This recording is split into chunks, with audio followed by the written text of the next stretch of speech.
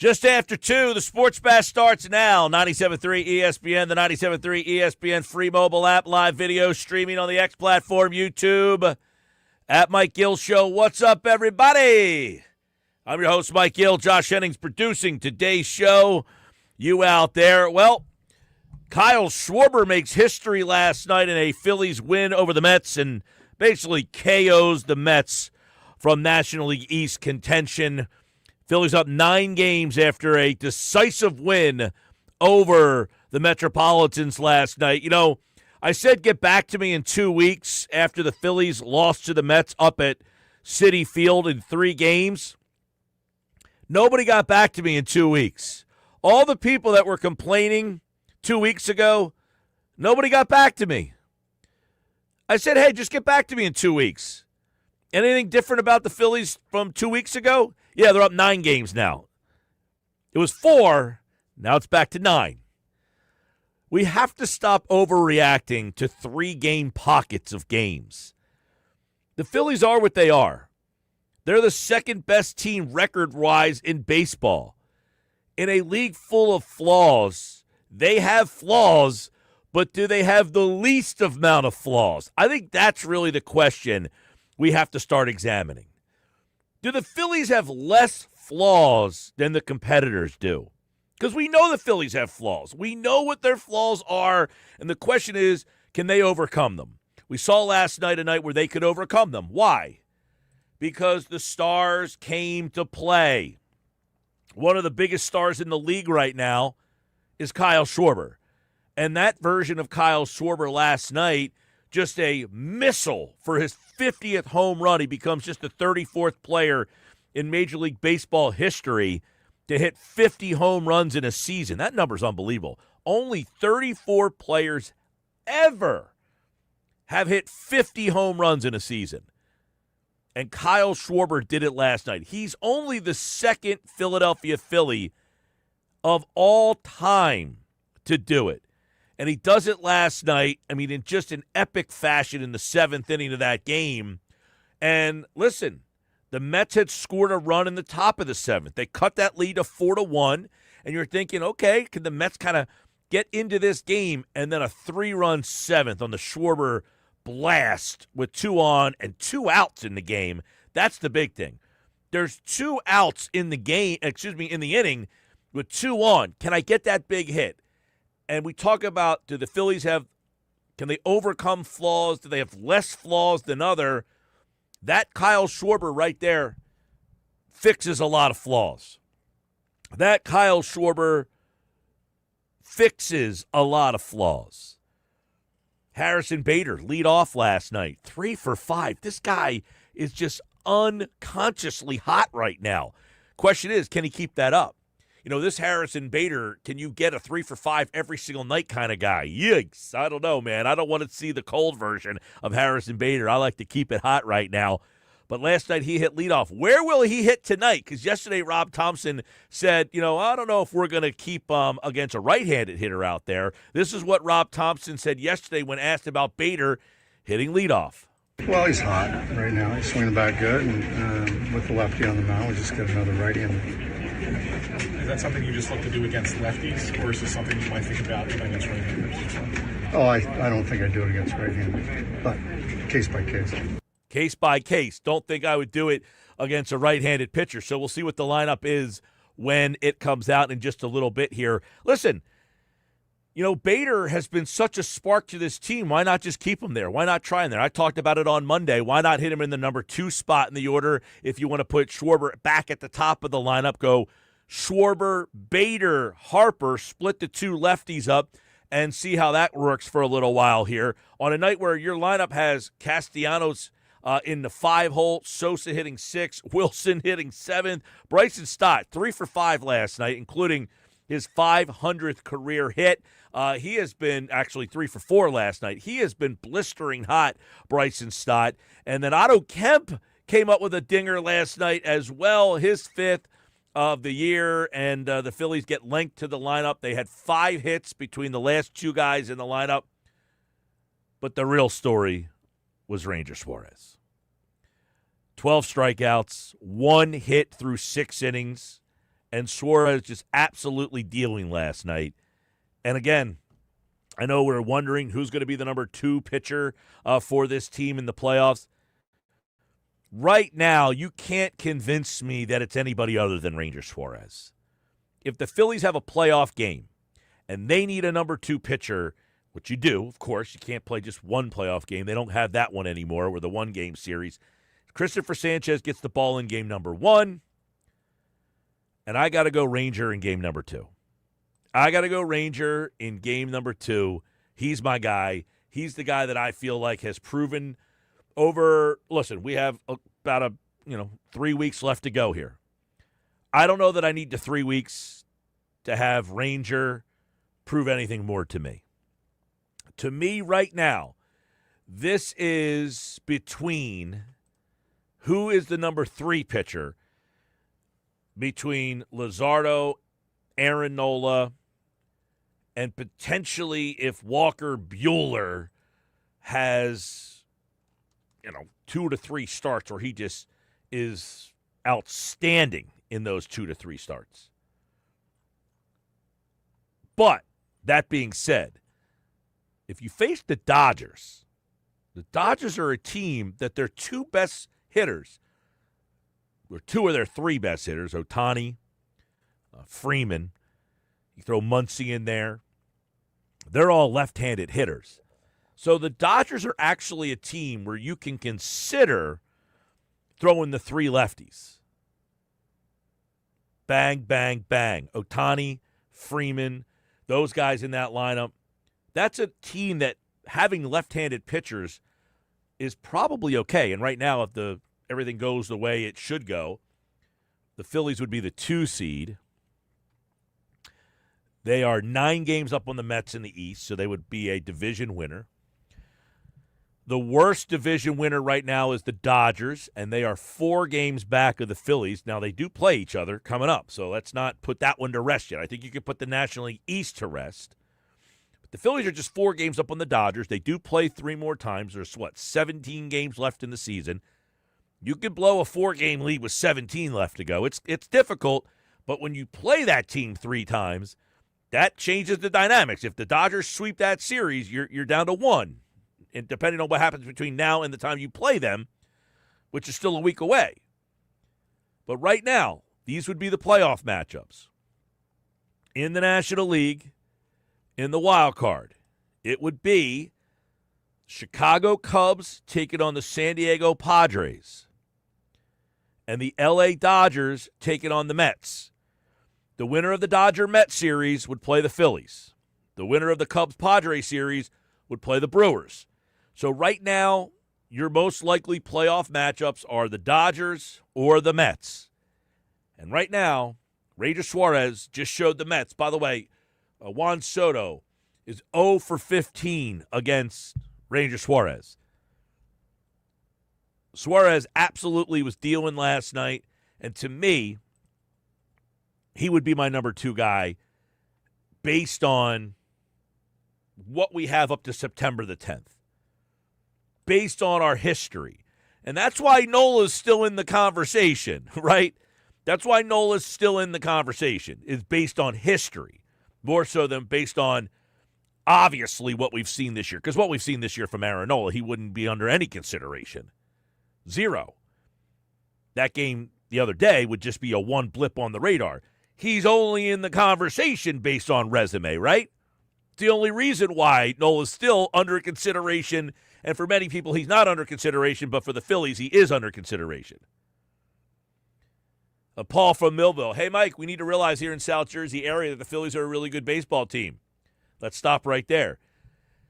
Paul, they're the second best team record-wise in all of baseball. They're a really good baseball team, but in a very, very flawed league. And I feel like people live in a vacuum when it comes to professional sports. They watch their team. They don't watch other teams.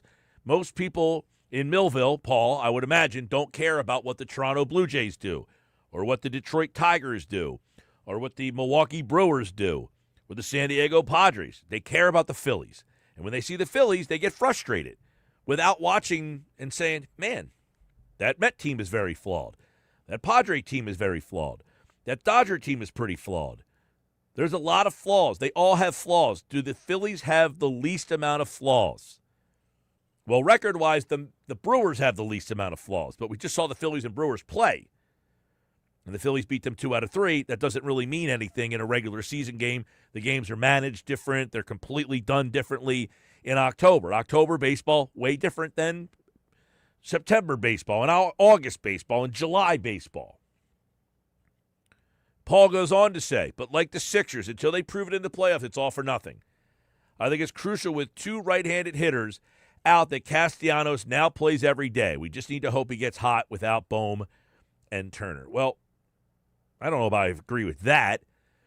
Castellanos shouldn't play against right-handed pitching. You should play Kepler right now against right-handed pitching. Kepler has held up his end of the bargain. Kepler has performed when asked in this platoon role. And guess what? Castellanos is performing in this platoon role, isn't he? He had a big hit last night, Castellanos. Give him credit. He had the only RBI in the game the other day, 1-0 win. Castellanos had the first 2 ribbies of the game last night with that double. He is doing the job. See, platoons work when both guys do their job. The platoons they had earlier in the year weren't working because you essentially had, Marsh platooning with Rojas, and neither guy was hitting. You think about this, what Harrison Bader has added to this team. All right, Rojas was a guy who was a very good defensive player, added some speed whenever he was able to get on base, stole some bases. But Harrison Bader is a really good defensive player. Just think about this. They had Rojas hitting 9th and playing center field for the most part. You've now substituted Rojas with Bader. You haven't lost the defense, but you've added a offensive player who is now not hitting 9th. He's hitting 1st. And when he wasn't hitting 1st, he was creeping his way up the lineup. So your 9-hole hitter in Johan Rojas is now like a supercharged version of Rojas. You don't have to just say, hey, you're going to go play center field and bat 9th. No. You're playing center field at pretty much the same level. Like, you're not losing defense because Bader's playing center and Rojas is out. I mean, Rojas might be slightly cover a little bit more ground, but I don't think Bader is probably just a more solid overall outfielder. Rojas is just an erratic outfielder. He can make unbelievable plays, but then he makes a bonehead decision. So Bader has improved your center field situation exponentially. Exponentially. And I think that is a big undersold thing in this whole conversation since the trade deadline, is that you had a guy, right? You had a guy that was playing a lot and batting 9th and giving you not a lot offensively. You now have a guy that when he was batting 9th, Bader wasn't really hitting 9th, but he was like at the bottom half of the order. But he was performing so well that you've now moved him up the lineup. And I think that's something that I was thinking about this as I was driving around last night. And, Bader's 3 for 4 again. I said, this guy's 3 for 4 again. What an unbelievable addition he has been, thinking about who we replaced. And I wasn't like some Rojas hater, but I'm not, you got to be truthful with yourself. He just didn't add anything offensively. He was out there for defense. Like, sometimes you have to understand. Like, I understood Rojas is there for defense. I'm not expecting anything from him offensively. Was he a good offensive player? No. My whole point with Rojas was always, sometimes he gets on base by accident because of his speed. You can use your speed, and that's a weapon. But Bader is just such a more complete offensive player than Rojas is. Think about that. You substituted a legitimate top-of-the-order guy, right? He's hitting leadoff for this team. You weren't going to hit Rojas leadoff ever, in no world. Well, AAA, he's hitting leadoff. That's why we don't put a lot of stock in minor league numbers. You got Rojas hitting leadoff down. What's he hitting down there at AAA? You got those numbers for me? 609-403. 0973. Mike, Phillies are not the team that's going to slug their way to a victory anymore. As long as they keep the line moving mentality, they'll be in much better shape than if they play hero ball. Well, to that text message, they don't have the home run ability right now. You got Schwarber, and you've got really Harper, who's, not having a big home run season. So, yeah, the slug of waiting for home runs, I think, is kind of in the rear view. What do we got? In 27 games at AAA, Johan Rojas has a .304 batting average, a .360 on base percentage. He has 12 RBI. He's also walked 10 times in those 27 games. Also, to cap it all off, he only has 6 stolen bases, so a little less stolen bases now. What's his batting average and on base? .304 on batting average. So this is why you don't put a lot of stock in AAA numbers. Johan Rojas is hitting .304, and what's his on base percentage? .360. Yeah, he's on base .360. I can't put any stock. 10 walks at least. Well, that's part of the reason why your on base percentage is .360. But this is what we talk about. You can't put stock in AAA numbers. I mean, do you really think Rojas is going to come up here and get on base .360? Although he did get on base .340 his first season up here. He does have one major flaw in the minor leagues. Yeah. In those 27 games, Mike, he has 26 strikeouts. Yeah, that's why we don't put a lot of stock in AAA numbers because of Rojas right there. But it's good to see that he's doing something down there. Doing something. Yeah, 609-403-0973. 609-403-0973. Clarence from Delaware says, I really think the bats in the postseason will be okay, but in the middle of the bullpen, I see the Phillies have a big problem. Yeah, well, listen, that area of the bullpen is going to be crucial. You're right about that. Let's talk about that real quick, because last night in the game, Ranger goes 6. And then you turn the ball over in the 7th inning to Robertson. Robertson gives up a run. Now, Robertson had been kind of the guy who had been, feels like he has now moved over Kirkering. Like big spot playoff game. Kirkering or Robertson? Who you got? Probably Robertson. Well, last night he comes in and gives up a run. But he got out of it. Home run. But he still worked his way out of it. He did, but I'm saying he gives up a – now, if that's a 1-0 game like the night before, right? He comes in, he gives up a home run last night. And, that's reason, the Vientos, too, by the way, who But you mentioned about Nola's resume before. I think the resume factors into this conversation, too, because Robertson has the resume, Kirkering doesn't. Well, and then Tanner Banks came in, gave up 3 hits and a run, and he's been a guy who's been very steady for you all season long. And Lazar had some problems in the 9th. He gave up a bunch of hard hit balls, but got out of it. But he's that also guy's Max text Lazar. message is right. You're right. It is. But his text message is, it's the middle of the bullpen. It's that how you getting the ball to Duran. Fair. It's a fair point. It's a very fair point. And, you and I have gone back and forth about the best way to handle that. And I totally understand that being a concern. I will disagree slightly with the texter on one point. That is, he says, I'm not worried about the offense. I think that any Phillies fan who has a memory knows the offense is a problem, because the reason why you lost the 2022 World Series, you lost the 2023 NLCS and the 2024 NLDS is because of your offense. Yeah. So I'm not going to dismiss the bullpen question as being a bad question, but I will say that I am not going to wash my hands of my concerns for the offense. Listen, you'll never wash my hands of concerns of this offense. I've watched it too many times. But we know in baseball, it's up, it's down, it's all around. It's a sport where you only really succeed if you're really, really good 30% of the time, and that's not even happening anymore. Right. Nobody hits 300. You're really, really good if you succeed like 27% of the time right now. It's, can I get a bunch of guys all succeeding at 27% or more at the same time? Which is not easy. Not easy to do. All right, Sports Bash Live, 97.3 ESPN, the 97.3 ESPN free mobile app, live video, streaming on the X platform, YouTube at Mike Gill Show. Hit the like button, hit the repost button, subscribe, be a part of the show. Lot going on today. We're wildly busy. Love it.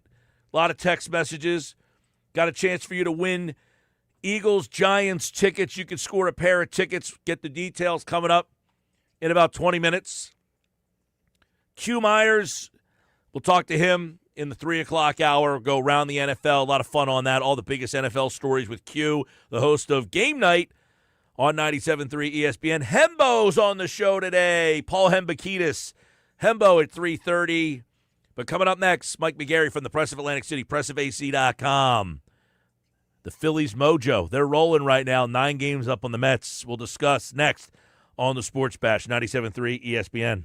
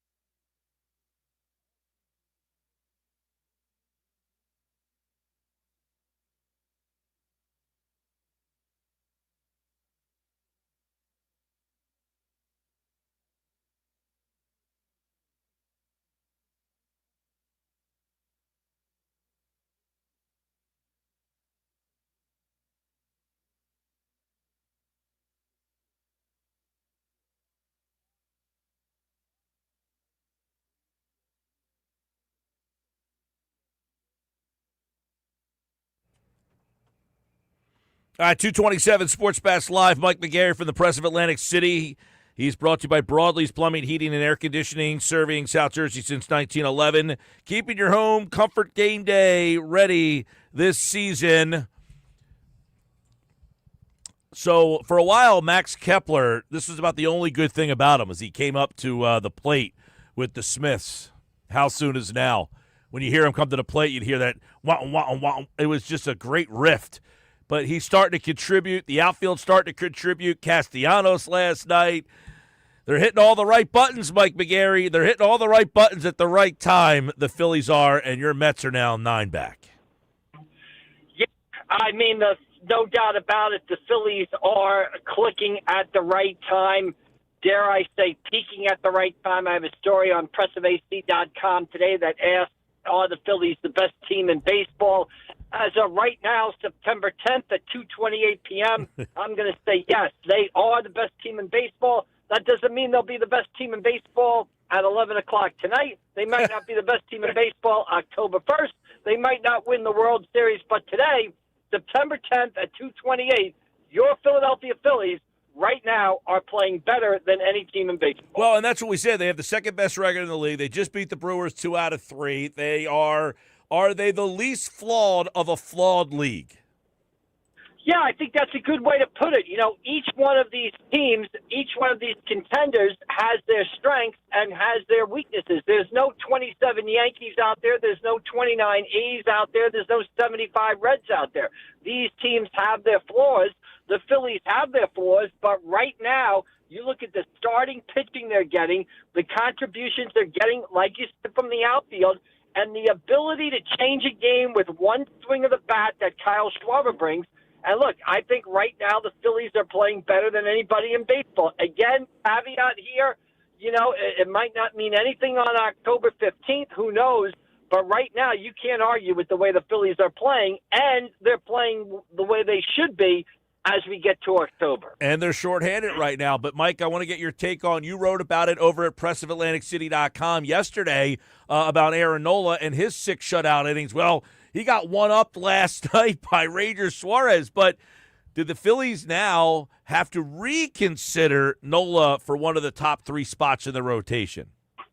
Yeah, I'm not ready to go there quite yet, Mike. I'd like to see a couple more starts out of Aaron. And honestly, I don't think I'm going to get there by the time the postseason starts. I just think these 3 lefties, Christopher Sanchez, Jesus Luzardo, and Ranger Suarez, are pitching so well. I know ideally you don't want to throw 3 lefties back to back to back, but they're pitching so well. I don't see how you don't start those 3 guys in the division series, which is where they're going to only need 3 starters. You know, if they need a 4th starter, that guy can be Aaron Nola. Maybe he can help you out of the bullpen in long relief in a game. But I think those 3 lefties have proven themselves, you know, over the course of a season and deserve the chance to sort of, you know, pitch 1, 2, 3 in the postseason. Suarez, 12 strikeouts last night, just the 1 hit. He has shutout baseball going. They turned it over to the bullpen. They win 9-3 last night. But, yeah, Ranger Suarez has become a guy that, you know, Thompson said it last night, you know, the steady heartbeat, that role. To me, I think he has solidified himself in that number 2 role. We'll see what the Phillies do at number 3. But you wrote about Nola and his postseason role. If he's not a starter, what is his role? Yeah, I mean, maybe he gives you some long relief. Ideally, you don't want to see Aaron Nola in the postseason except him starting in the National League Championship Series. Because if he's got to come into a game, something has drastically gone wrong with the starter in that game. He also gives you some injury protection if he pitches well. You have confidence to throw him out there. But again, I can see him being on the roster, maybe being that emergency long guy out of the bullpen. And then when they need a 4th starter, to me, he'll be that guy now. Mike, obviously you were at the game and saw Schwarber 50. It's only happened 34 players have done it. I don't know. You saw the Ryan Howard season. We've seen other great years, but is it under the radar of how good of a season that, you know, historic of a season that Schwarber is having in a career, in a contract year? Yeah, I think a little bit because, Mike, when last night, obviously, he hits the 50th home run, big celebration at the park, and I'm thinking to myself right away, how many other Phillies have hit more than 50 home runs in a season, and it's only Ryan Howard, right? So you would think that a franchise that has been around a long time like the Phillies, that had Mike Schmidt, one of the most prolific home run hitters in the history of baseball, would have had more than one guy hit 50 home runs. And then you think about only 34 guys in all of baseball have done it, and some of this, and it probably should be even less if it wasn't for the steroid era when, even my, my great aunt was hitting 50 home runs back in the 90s, basically, So, yeah, it is a historic achievement. And Mike, the other thing to think about and why there's a sense of urgency around these Phillies, Kyle Schwarber, free agent. He was one of the heroes last night. We talked about it. Ranger Suarez, the other hero from last night, free agent. This is a win-now team. The Ranger thing is interesting. Where do we sit on that? Because his name has not really come up a whole heck of a lot when you're talking about re-signing, got to bring him back. A lot of it has been Schwarber, maybe a little bit of JT. Now you throw Harrison Bader. He's got a mutual option for $10 million. Although if I'm Harrison Bader right now, the way I'm going, I might want more than $10 million. What do you do with Ranger? Yeah, I think you've got to make him an offer, especially when you look at the pitching rotation. You don't know what Zach Wheeler's status is for next year. You don't know what Aaron Nola's status is for next year. Can you go into next year completely counting on Nola to be the guy who was, 35, 36 starts a year, 6-7 innings every start? So Andrew Painter was supposed to be in that rotation. Guy's got a 5 ERA in AAA. Can you count on him to be in that rotation next year? So not only is Ranger Suarez pitching to enhance his own value, but he's also enhancing his own value to the Phillies. I just think, Mike, it's going to be very, very difficult for the Phillies to retain these free agents. I just got a feeling somebody's going to come in with an outrageous off-the-top rope for Kyle Schwarber. Someone's coming in with an outrageous off-the-top rope for Ranger Suarez. The off-season will be interesting to see how it plays out, but it adds to the sense of urgency right now. This is a win-now team for this group. They're playing as good or better than anybody in baseball. Boy, they are set up right now, and they've got to take advantage of it. You got to take advantage tonight. It is Christopher Sanchez. When you have your number one on the mound, he's going up against Clay Holmes. This is a game where you can do two things, Mike. Separate yourself by 10 games, and essentially that's it for the Mets. I mean, they would be done. But the Mets are in some danger of possibly slipping out of the wild card right now, and that is something the Phillies probably wouldn't be too bent out of shape about. No, I don't think the Phillies want to see the Mets in the playoffs. Even though they've got the two games in this series, think back to, Monday night when the Mets should have tied the game in the ninth inning. I don't know what Ronnie Mauricio was doing on first base as a pinch runner, how he doesn't score on that double. I'm 60 years old. I could have scored on that double, so I don't know how he didn't do it. But you're right. This is the situation, and this is great situation tonight because this is a must-win game for the New York Mets, in my mind. Their lead in the National League wild card is down to 2 games. They've dropped the first 2 here. They seem to be on a sinking ship. They've got to turn it around. And who do they have to turn it around against? Christopher Sanchez, one of the best pitchers in baseball. So this game sort of highlights the Mets' need that they got to have this. This is a must-win for them. But you got to beat one of the best pitchers in baseball, and that's the Phillies' strength right there. So tough spot for the Mets tonight, but this is a must-win tonight for them. All right, Mike McGarry from the Press of Atlantic City, pressofac.com, at AC Press McGarry on the X platform, and, of course, right here on the Sports Bash. I want to get your take. I was talking about this at the beginning of the show about Harrison Bader and what he has done. Because I was driving home last night thinking to myself, like when I hear Bader gets 3 for 4, he has another hit. Now he's batting leadoff for this team. I mean, now that's the kind of trade where at first you're kind of like, he's hitting at the bottom of the order. They didn't really, that's not the. What he has added, because before you're playing Rojas, and both of those guys are really good center fielders, but Bader is probably even a more polished center fielder, I would say, than Rojas. Rojas will make the outstanding, spectacular catch, and then he'll make a bonehead mistake, where Bader is just an overall more solid outfielder. but what he has added that Rojas didn't give you offensively, that at the time didn't seem, but what this guy has done, and you wonder if he can be this type of player. You're not getting 3 hits every night in the playoffs, but man, the addition of Bader and what it's done to this offense and this team. Yeah, he's another guy that's making himself some money because, he's going to turn down that option. The Phillies are going to turn down that option because he's had a season that can give him, instead of 1 year for $10 million, he's going to be looking for a 2-3-year contract for $25, $30, $35 million. So what he does, Mike, is people say he brings a swagger to the team. He's an excellent defensive player. He's a consistent defensive player. Rojas would make a spectacular catch. He would catch a ball that nobody else could catch, but then he might flub the next play, which would be a routine play, or he'd take a circuitous route to a ball that would leave you with your eyes opening, wondering what is happening there. And Harrison Bader know where he hits. Rob Thompson has an expression. He's a ball player. He's a baseball player. He's going to give you a professional at bat, whether he's batting leadoff, whether he's batting 7th, 8th, or 9th. You didn't always get that from Rojas. You didn't always get that from other guys on the Phillies bench. Harrison Bader is going to give you a professional at-bat. He's not a pushover. If he comes up and the Phillies are down a run in a deciding game with 1 out in the playoffs, he's not going to be overmatched in that situation, and Rojas would have been. That's the biggest difference. A couple quickies. Bader hit leadoff last night. Thompson had said probably won't hit against righties. Do you think they switch back like they were with Stott and Turner, and Harper is back in the leadoff spot?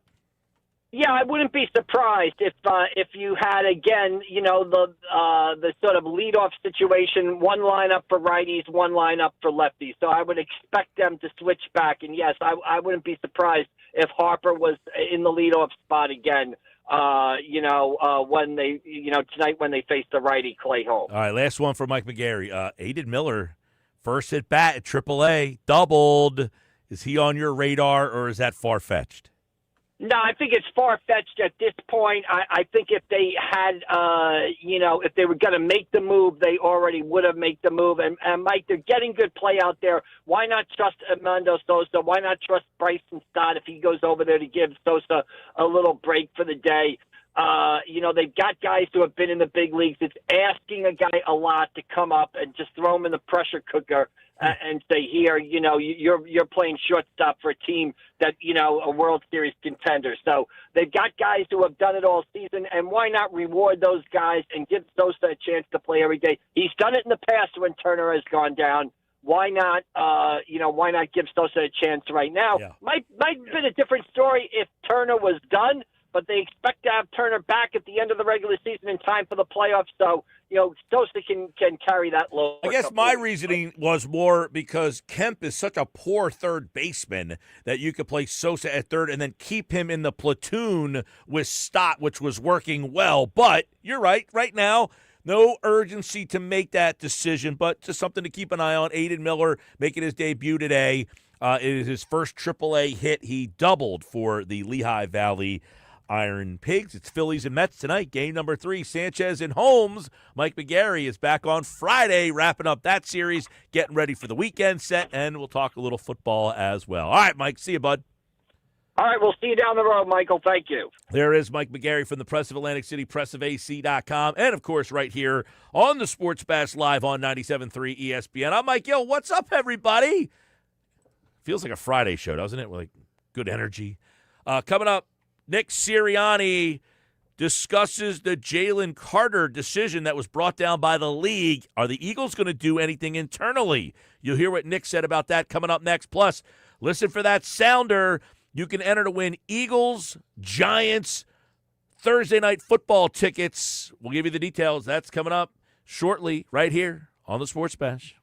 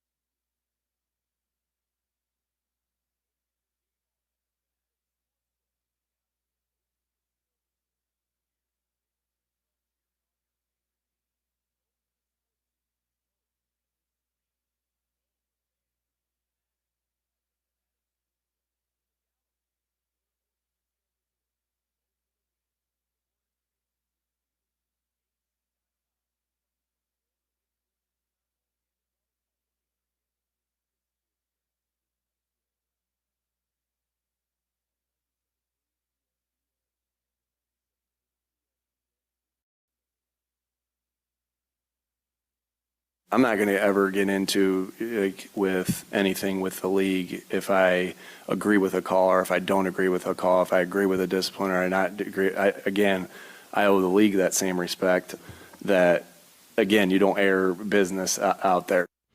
That was Nick Sirianni today at the press conference getting asked about, will the team discipline Jalen Carter any more than the league did? The league basically said he has been suspended for a game. He missed a game.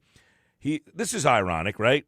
So he got paid for the first game, but he didn't play in it because the game started. He got paid. He will play in the second game, but not get paid for it because he has been fined a game check. $57,222. And as you heard Nick Sirianni say there, he's, not going to question what the league does. They are not fighting it at all. I think they know they got off easy here. That's the situation, right? The Eagles felt that they got off easy, and they're not fighting it. You got $57,000 fine for spitting on someone. That's a $57,000 loogie. You deal with that. Well, the problem with all this, Mike, and when we have the unsportsmanlike moment of the day, it's not just Chris Canty this morning on 97.3 ESPN. It's everyone reacting to the fact that there is an incredible tone deafness from the Eagles when it comes to the situation. Because here's the other part of what Sirianni said today about the Carter stuff. And he keeps saying the same thing again and again in different variations. And it's getting to the point where I don't think the Eagles understand that this is not just some local story. This has become a national. Every show, every platform is talking about this. Everything we do with any conversations or anything like that, again, I'll tell you guys again, I know I respect the job that you guys have to do, but I'll always keep those conversations in-house. I'll continue to do that. Something that happens in a game, a moment in the game, like there's the information that I will always keep in-house. Sure. With respect, though, Nick, I'm not asking about the conversation you might have had with him. I'm asking about your I answered it how I wanted to answer. Yeah, Sirianni is trying to make this go away. But That's making what he's it trying worse. to do. I'm saying he might be making it worse, but my point is he's just trying to diffuse it by saying we're handling it in-house. The reporter is trying to say, we're trying to do our job to see what you did. And he's saying, I don't want to talk about it. We've done our job. And this is where you get the national pundits, a guy like Chris Canty, saying, well, the penalty wasn't enough, and the Eagles aren't doing anything about it either. Well, the Eagles could have done something about it, but we don't know what that is. So the perception is that Carter is getting off easy here. And for those who don't know the rules, the CBA applies to what the NFL, the National Football League, can do. There are a totally separate set of rules when it comes to what a team can do internally. Now, yes, Sirianni is correct in the most literal sense. As the world's foremost expert on being literal, Mike, I will tell you that Sirianni, in the most literal sense, he is correct. He does not have to tell you anything. But if Sirianni understood the spirit of the law, if Sirianni and the Eagles organization had a little bit more flexibility, they would understand that, hey, we need to at least acknowledge that Carter did something wrong. We are disciplining him. We don't have to tell you what the discipline is. He didn't just do something wrong real quick. He didn't just do something wrong. He did something inhumane. But that's part of the problem. That's the my Eagles point. are not even like Cole acknowledging from that. LBI says the Eagles didn't get off easy here. No one has ever gotten suspended for this, and the Eagles missed their best player for the whole game. I don't give a flip. It's disgraceful what he did. No one has ever gotten suspended for him. Cole, I can't recall a time where a guy stepped up to somebody and spit on him. Well, there's been instances of Not people like that, where you literally dozed off into their huddle. You essentially walked across the line of scrimmage into the Cowboys huddle. No? And spit on the guy. Yeah, but see now you're kind of playing, shuffle the cups with the narrative here. It's not that Carter walked over and just spit on the guy. Carter walked over to basically trash talk. Dak Prescott then decided to step up as Dak thought he was stepping up for his guys. And Carter took Dak spitting as an insult to him. Dak took it as an insult that Carter thought he was insulting him, and then Carter spit. It's not like Carter went over there with the intentions to do this. Agree. But again, Prescott does this in a way that he knows that he has a weak-minded individual and that he can goat him into doing. Now, I don't think he thought he was going to get spit on. But this is part of the problem. The Eagles should come out and say, look, we know what Carter did was wrong. We are disciplining him. We don't have to tell you what the discipline is, but we are But instead, Sirianni keeps playing this. I don't have to tell you guys anything. Well, I agree. The fact that he is saying we're going to keep this in house is not doing the team, the organization, or the Carter player. any favors. Correct. Because now the theory is that Carter got off easy, and I don't care. Like Cole's saying, he missed their best player for a whole game. That's his fault. And guess what? He got paid for the game. You know why? Because the game started. Right. He got paid for the game. So by the NFL rules, he got paid for that game.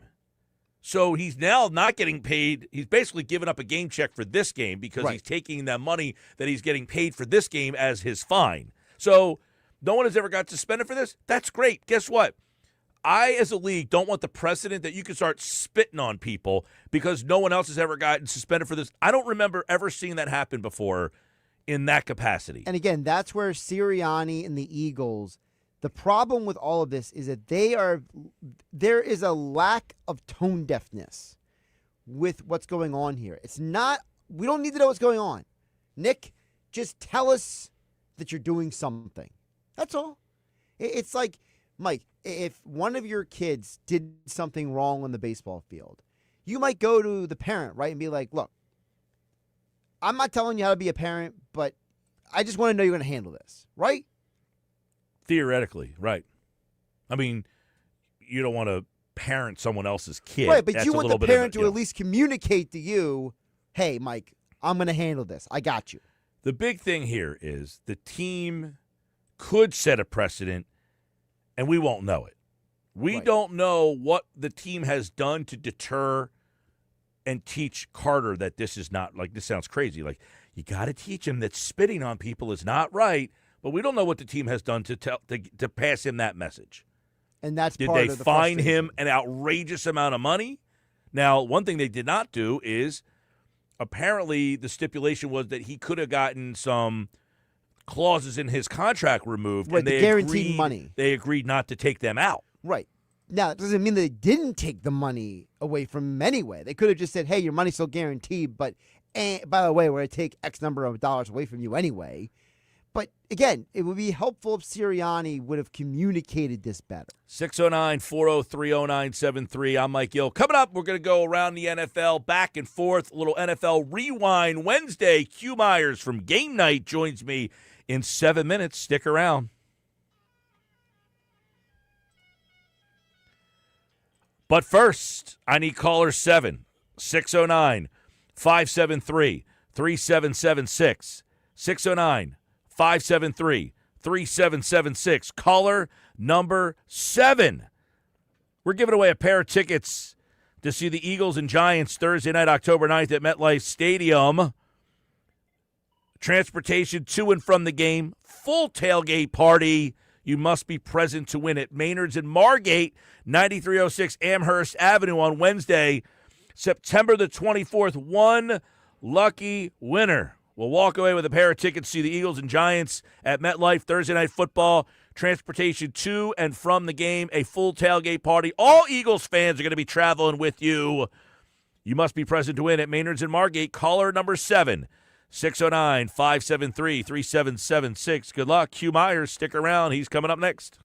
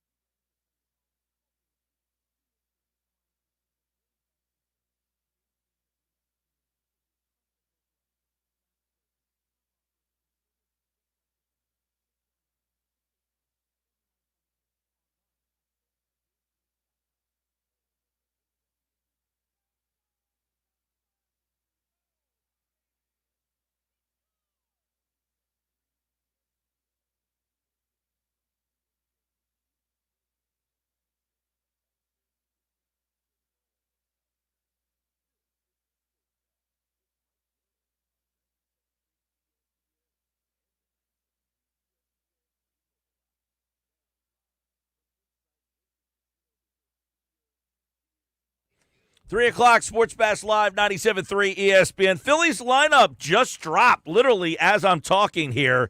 It's brought to you by Instant Services, South Jersey's premier HVAC, plumbing, and electrical service provider.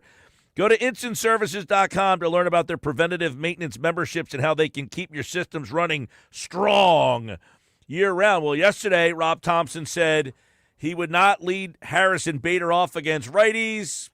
Tonight, Harrison Bader hits lead off against a righty.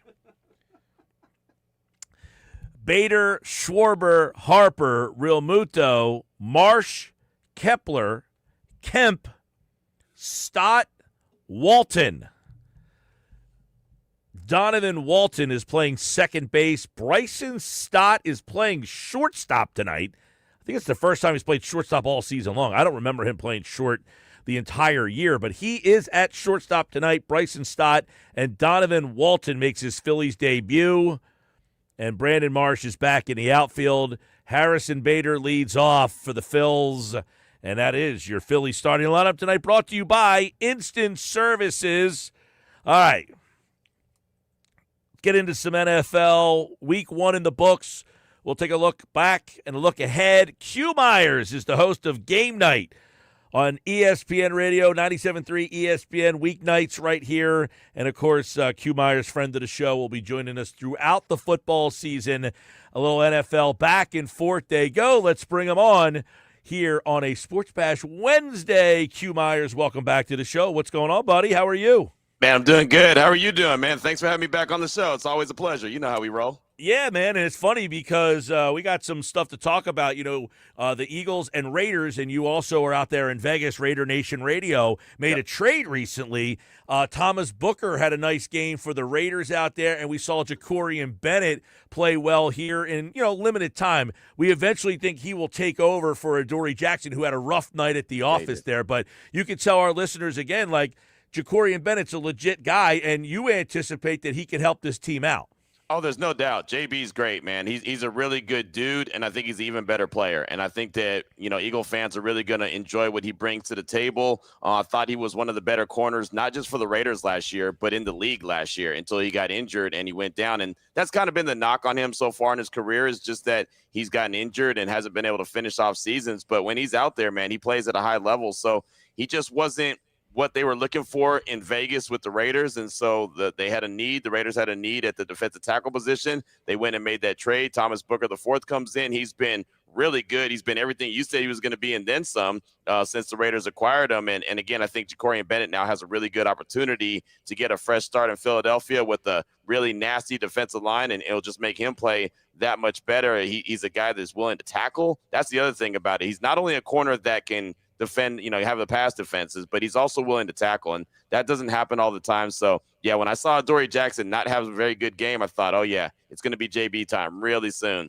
there in Philadelphia. And he did play. He gave up 3 catches on 3 targets for 20 yards. But what you just said, that's what stood out to me, Q, was closing speed and his ability and willingness to tackle. Hey, I don't care if you catch the ball, just no yak yards. You catch a ball for 2, 3, 4 yards, and I come up and make the stop. That's what I saw from Jacorian Bennett. I'm wondering if he's just a little behind in the terminology and stuff right now. Yeah, he'll get up to speed. He's a hard worker. He's a guy that's a quick learner. He went to Maryland. Those Maryland guys, they're cut a little bit different, right? They're the guys that are overlooked quite a bit, and they have to, as they say, get it from the mud. And so he's always been that guy, and he said he's always been an underdog. A lot of people have counted him out all the time, and he always, wears that chip on his shoulder. So I think he's going to fit in perfectly in Philly, and once he really gets up to speed with everything he's supposed to do, like I said, Eagle fans are really going to like him. All right, Q Myers, I want to get your take on what's happening with Jalen Carter here. The league has suspended him. This is a wild one. We haven't really seen anything like this. He gets suspended for a game that he actually appeared in but didn't really appear in. Right. Do you like what the league did and how they handled this whole thing? $57,222. That's his game check. He doesn't make a lot of money yet. He's on his rookie deal still. I say a lot of money for I'm about to say that's a lot of money for me, brother. I was going to say, me too, man.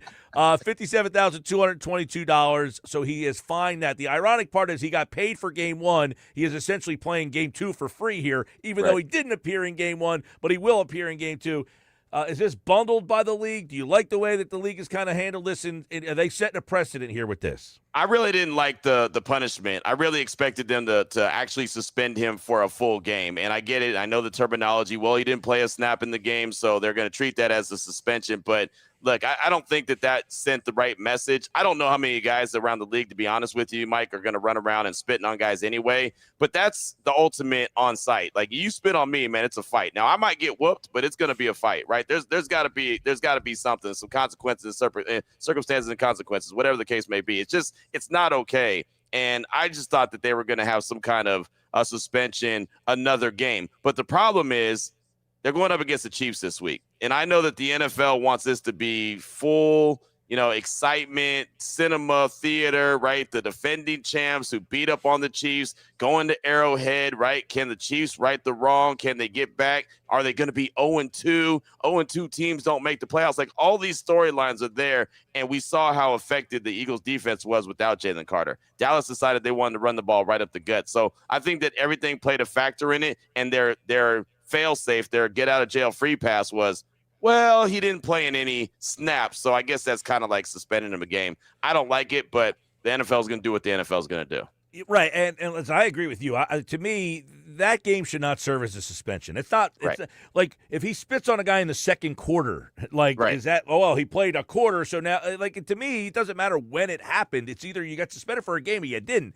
The fact that he got suspended before his dumbass got onto a play, that's not the league's fault. So I do agree with that aspect of it. What about the way Sirianni and the Eagles are handling this? Do you like the way they're just brushing it on? Like, they're trying to make this kind of go away. They're saying, we're talking to him in-house, internally. We'll never really know maybe what the penalty is for him. So is that smart by the organization to kind of just like, hey, we don't want to make this bigger? Or should they come out and say, look, this is what we did? Now, we might see on Sunday if he doesn't play the first half or a quarter or a series. But do you like the way the Eagles are handling this? It seemed really weird the way that the Eagles handled it even that day. I mean, the guy's talking with the media after the game, right? I mean, that's one where I would have thought he wouldn't even have been available, right? I thought that they would have just kind of, got him out of there and he talked and he gave his thoughts on it. I think that, it's fine to handle everything in-house and just kind of, just downplay it a little bit. Look, they don't want to talk about it. They don't want us talking about it. So, of course, they're going to try to move on from it as quickly as possible. I just thought that the whole situation from the minute that it happened has just been strange. It's something that we don't see. When's the last time you saw a season start off with the star defensive tackle getting kicked out because he spit on an opposing quarterback? Like, that doesn't happen, right? And that was the beginning of the 2025 season. So it was just a really strange day, atmosphere, obviously that play that happened or that moment that happened, and everything since then has been kind of strange. Even from that's basically his one-game suspension, because you hit it on the head, right? If that happened in the second quarter, okay, so now he gets suspended for game 2 because he played, a quarter and some change. That doesn't make any sense, right? It's either a game suspension, moving on, or it's not, right? And so they might as well just have said, hey, we're just going to fine him and call it a day. That would have made more sense, because at least it wouldn't have sounded like they were trying to make an excuse. Yeah, Q Myers from Game Night here on 97.3 ESPN. Obviously, the Eagles win that game without Carter, so they, as somebody said, the Eagles didn't get off easy here. This is from Cole and LBI, who's actually a Jet fan listening.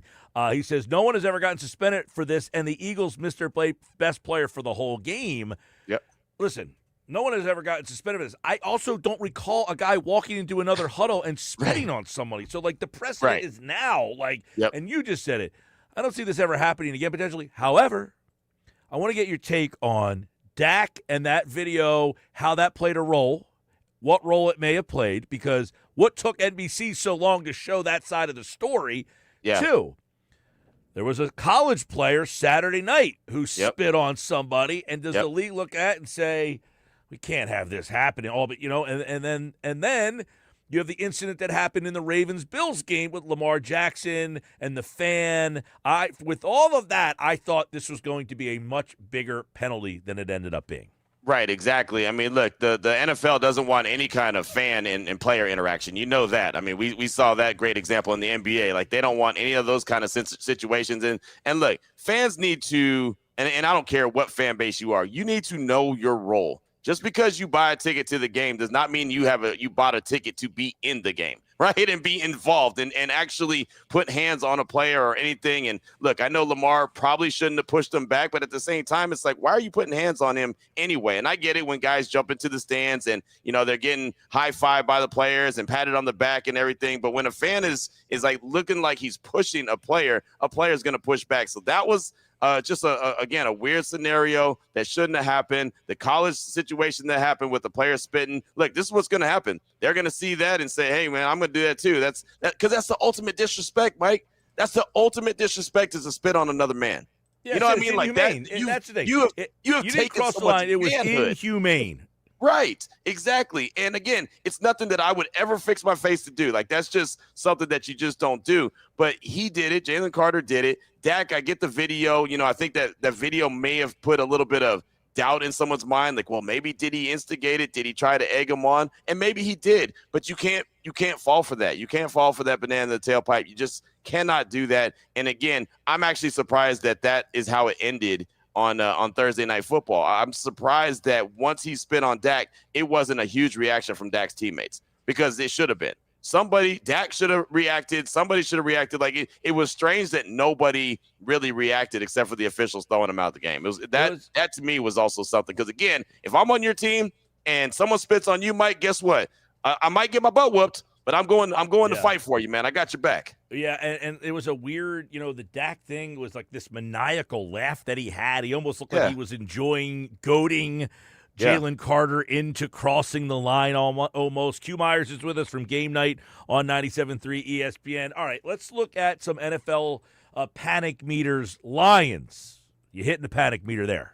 I mean, yeah, I think you have to, right? They look terrible against Green Bay. And my big question is, how do you overcome the loss of Ben Johnson and Aaron Glenn? And I think there's a good argument in that game against Green Bay that maybe Aaron Glenn was even more important than Ben Johnson, right? I mean, because their defense wasn't worth the salt, right? And so you might be able to say that Aaron Glenn, the toughness that he brings to the table, the accountability, I just know, and Philly fans know this as well, right? It's not easy to overcome losing two coordinators, right? And Philly did it, and they were they were riding that wave. They were 10-1, and then they had a collapse. We talk about it all the time. Something in that locker room happened. I don't know what it was, but it's just not easy to overcome, losing two coordinators. So I've been interested to see what was going to go on with Detroit anyway, and when Jared Goff has been really good, going to Ben Johnson, when he's been really good, he's had elite, and I mean elite offensive play callers in his ear, Sean McVay and Ben Johnson.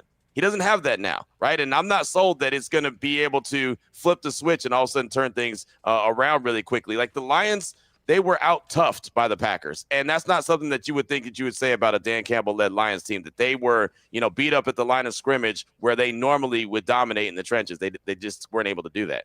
All right, let's go to another team I have on my list. If you want to throw any in, you can as well. I got Kansas City. Yes. You putting them on the panic? Yes. Oh, yeah, they're at the top of my list. I'm actually surprised that wasn't the first team we talked about because, again, Philadelphia is going into the belly of the beast on this weekend, right, to take on the Chiefs. The Chiefs went 15-2 last year.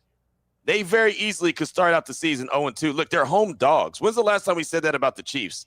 They're home dogs. They're home dogs right now to Philadelphia, and for good reason. Philly's a damn good team, and they got Jalen Carter back, right? And I just don't know about this Kansas City team, and especially coming off that Super Bowl loss. And, a lot of times teams lose in the Super Bowl, and they don't bounce back that next year, right? And I get it. Certain teams like the Patriots of the past, the Chiefs have even been able to overcome a Super Bowl loss and still be a really good team, but that's not normal. Normally, there's some regression. And by the way, like I said, they won 15 games. They're not winning 15 games this year, right? They won, 11 one-score games last year? They had won 17 in a row. Big thing. Quarterback fumbled the ball, a blocked field goal, a double doink that goes in. Like, there's so many weird ways an official calls a penalty at the end of the game when it was fourth down. Like, so many things that worked in their favor last year.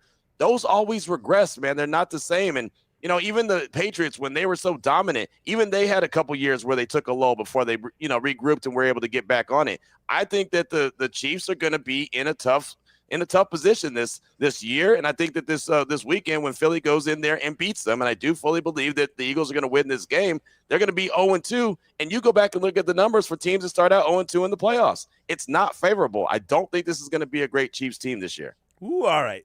So I feel of week one, they were the only two losses that would make me hit panic. Everybody else who lost, you're like, yeah, they're bad, or I expected them to lose. But was there a result in week one that you learned something about that team?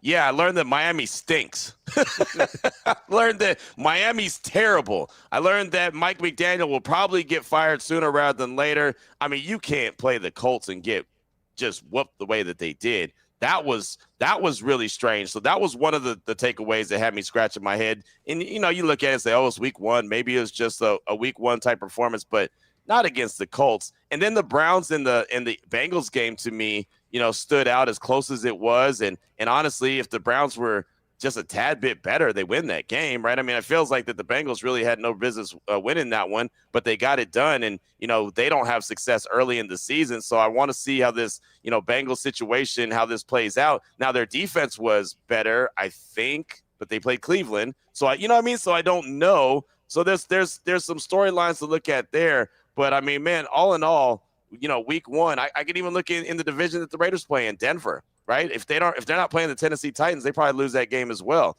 I expected more from the Broncos this first week of the season. And the team that beat the Chiefs, the Chargers, I thought they looked really stinking good. Right? I've been really critical of Justin Herbert and what he hasn't done, but he went to Brazil and showed what he can do. And so I got to give him a lot of props. I want to see if they can follow that up. Obviously, I'll pay attention to them this week because they'll be on Monday Night Football against the Raiders here in Vegas at Allegiant. Yeah, all right, that's a look back. Let's look real quick. A game or two that you have most intrigue in on this Sunday as we're in the middle of the week. Little NFL rewind and fast forward with Q Myers here. We're going to do this Wednesdays where we'll take a look at the stories from the weekend and then ahead. Game or two in week two that has you most intrigued? I'm checking out the schedule right now. I mean, obviously, Washington and Green Bay starting the week off Thursday Night Football. That's going to be a really good one. And we're actually going to be previewing that game on game night tonight. So I'm looking forward to that. I think Jaden Daniels is so stinking good, man. I really think he is. You know, we talked a lot last night on the show about second-year quarterbacks, and I had him number one as in the best position to succeed. And, you know, there's other reasons that you can make an argument for other quarterbacks. I just don't think they're as good as Jaden Daniels. I just think Jaden Daniels is that stinking good. He's one of those guys that when he's playing, you sit down and watch, right? I mean, that is going to be fun to watch. And then Green Bay, obviously, they got so much hype. You know, they were a good team anyway. And then when they acquire Micah Parsons and he already has an effect early on in the game, you saw in limited snaps what his effect was in that Packers-Lions game. So I think that this is definitely going to be a really good one. I want to see how the Packers follow up what they did against Detroit.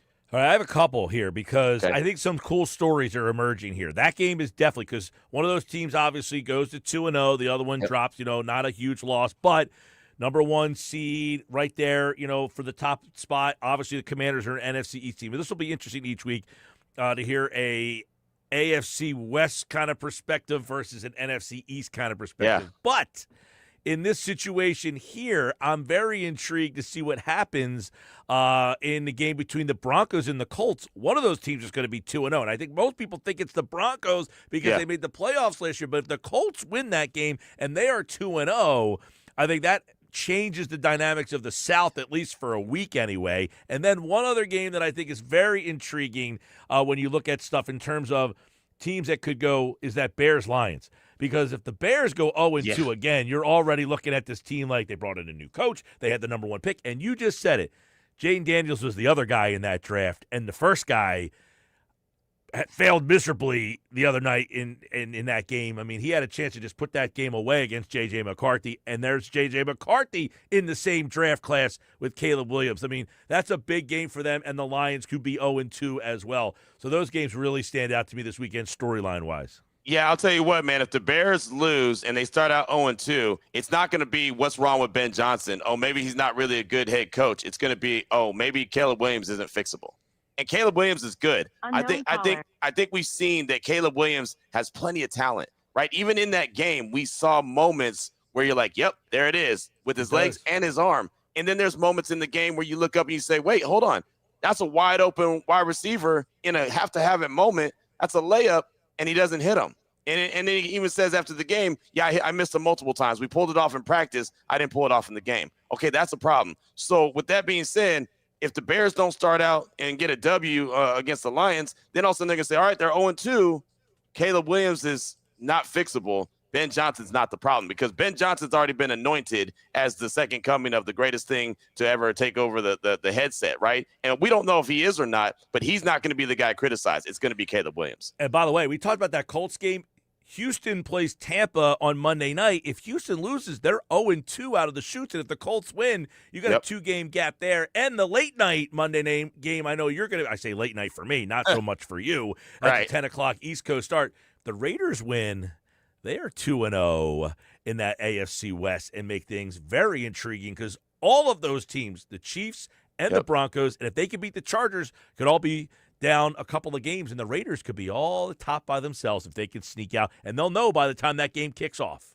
Yeah, it's a huge test for the Raiders. I think you're going to learn a lot about who this team is. They went to New England and got a victory. Okay, that's a 4-13 team from a year ago. You know, and they're kind of in the same boat as the Raiders. New coaching staff. You know, they're trying to make this back to the organization that they're supposed to be. That's what Pete Carroll's trying to do with the Raiders. So this game, knowing how well the Chargers played against the Chiefs, and now you're hosting them, season home opener, Monday Night Football, all eyes on you. How do you deal with success? Now, are you really up to that level of being a winning organization, or was that a bad Patriots team that you played, right? So I think that without overreacting one way or the other to week one, I think that this is a really good test to kind of tell you who this Raiders team is going to be, even if they lose, but they go out there and they ball out and it's really close. And I see a lot of good football being played. I'll feel better about the rest of the season. Now, if they go out there and they look like they did last year against the Carolina Panthers when Andy Dalton walked into the building and acted like he was a hot knife and they were butter and he just slid through them, then it's going to be same old Raiders. Nothing to see here. Well, let's see. That game is the late-night game right here on 97.3 ESPN. We'll have that in progress. There's a double disco Monday Night Football weekend for you here on 97.3 ESPN. Q Myers has game night coming up tonight right here on 97.3 ESPN. The fun starts at 7 o'clock, and, of course, that's every night at 7 right here on 97.3 ESPN. All right, buddy, we'll talk to you. Appreciate you, my man.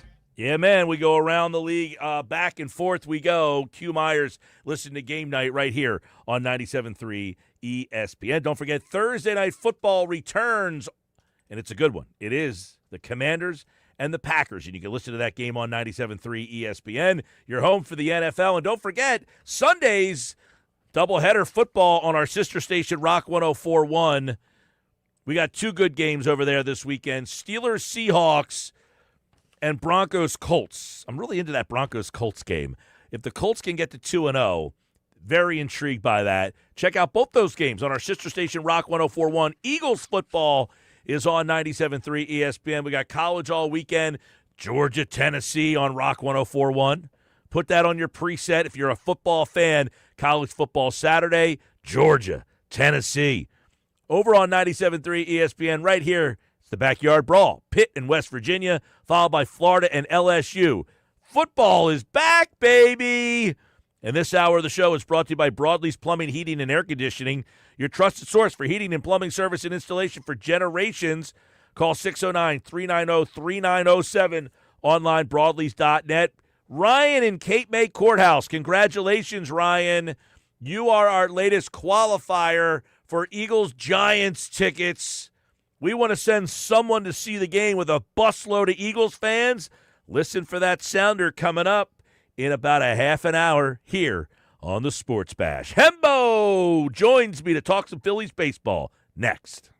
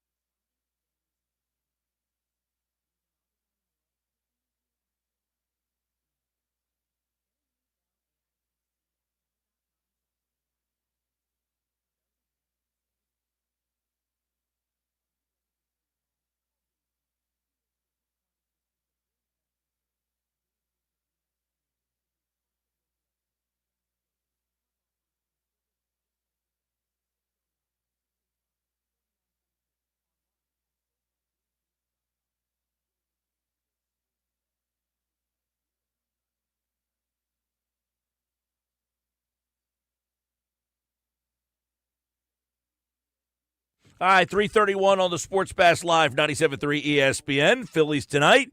Interesting lineup. I'm going to talk about it with Paul Hembekides, Hembo, ESPN. Set to join me right now on the Sports Bash. We try to fit in his stats and knowledge every once in a blue moon to hear where this Phillies team stands now with less than a month ago, 3 weeks of baseball. Fascinating stuff is emerging for a team that has the second best record in all of baseball. Do they have flaws? That we know, but they have less flaws than the rest. Let's find out. Paul Hembekides. Hembo joins us now from Get Up, ESPN. You see him all over the Baseball Tonight podcast, and he joins me right now on the Sports Bash Wednesday edition, 97.3 ESPN. Hembo, welcome back, man. What's going on, buddy? Hey, what's up, buddy? How's it going over there? Well, the Phillies are starting to play better baseball all of a sudden against the Mets of all teams, right? I mean, they couldn't beat the Mets, and now all of a sudden it's the Mets that is basically in their way, and they are disposing of this team. And we are disposing of the the NL East. Is the NL East done? It's done. The NL East is done. It died, I would say, sometime in mid-June, although we didn't know it, when the Mets went from being a team that was preventing runs as well as any team in baseball to being a team that was preventing runs about as badly as any team in baseball because they don't have a good pitching staff. Let's be honest with ourselves here. The Mets pitching lab, which was such an effective way for this team to come on last season and start this one, can only work so effectively. Of course, teams that have pitching staffs as good as the Phillies do it largely because of the talent that they've assembled. You can't manufacture 162 games of good run prevention doing it in that kind of way. And so the Phillies have a considerably better roster, are playing like it finally. And I think they've definitely cleared their way from the Mets to where now I think we can start talking about figuring out the seeds here. Like, I obviously want more than anything for this team to be the number 2 seed. Well, obviously the 1 seed would be preferable, but the number 2 seed, because that, of course, affords you another few days. And who knows, another few days could go a long way in terms of Trey Turner getting that hammy right. Yeah, let's talk about, obviously they have so many questions, but between now and the end of the year, they got 3 weeks left. They do have these injuries. Nola pitched on Monday and changed the dynamics, I guess, for some people, I would imagine. Then Suarez last night. Is Nola in your playoff rotation based on what we saw the other night and his track record? Absolutely not. I don't trust Aaron Nola further than I can throw him at this juncture in his career. I just cannot. Look, it's a 7-year contract that he's pitching on. It's gonna be one of those things that we look back on and like a black eye, I think. For him to have a good outing, of course, is a step in the right direction. However, there's a track record there, at least recently, that says I just cannot trust that guy. I just can't. In order to feel good about handing the baseball to someone in a postseason context, I need to feel good that he's not going to allow the dam to break. And that's the problem with Aaron Nola. It's not 6 innings and 3 runs. If he gets blown up, it's 4 innings and 6 runs. And all of a sudden, you've punted a playoff game. I just can't live in that world. Now, might the Phillies be able to use him as a long guy? Might the Phillies be able to use him in a setting in which he can go through the order one time? Perhaps. But in order for me to feel confident in handing the ball in a meaningful situation to Aaron Nola in the postseason, he's going to have to shove for the next month. I'll just be honest with you. Like, the stuff is not there right now. His location, which has always, of course, been his calling card, isn't close to where it has been in the past either. It might just be a lost season. To me, this version of Aaron Nola is one that can help get the Phillies to the finish line. But in a playoff setting, I absolutely would not feel good hitting him the baseball unless I have no other option. So are you okay then? Paul Hembekides, Hembo's with us right now, talking some Phils, going 3 straight lefties. We know the teams hate this. We want to break up the lefties. We hear that so often.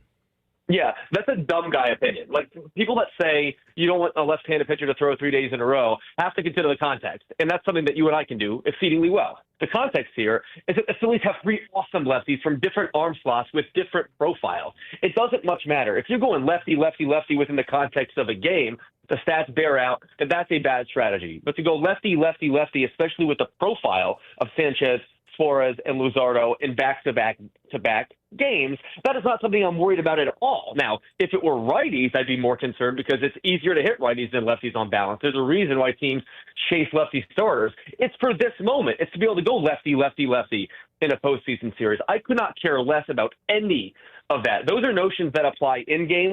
Those are notions that do not apply within the context of a series going game to game to game. You obviously want to line up pitchers within a game that look very different. But on back-to-back-to-back nights, I don't give a bleep less if you're going to go lefty, lefty, lefty. I'm glad you said that, but for some reason, these teams are so stuck in that they want to split these lefties up, and I think that's the only reason why Nola's name is even still in play here, right?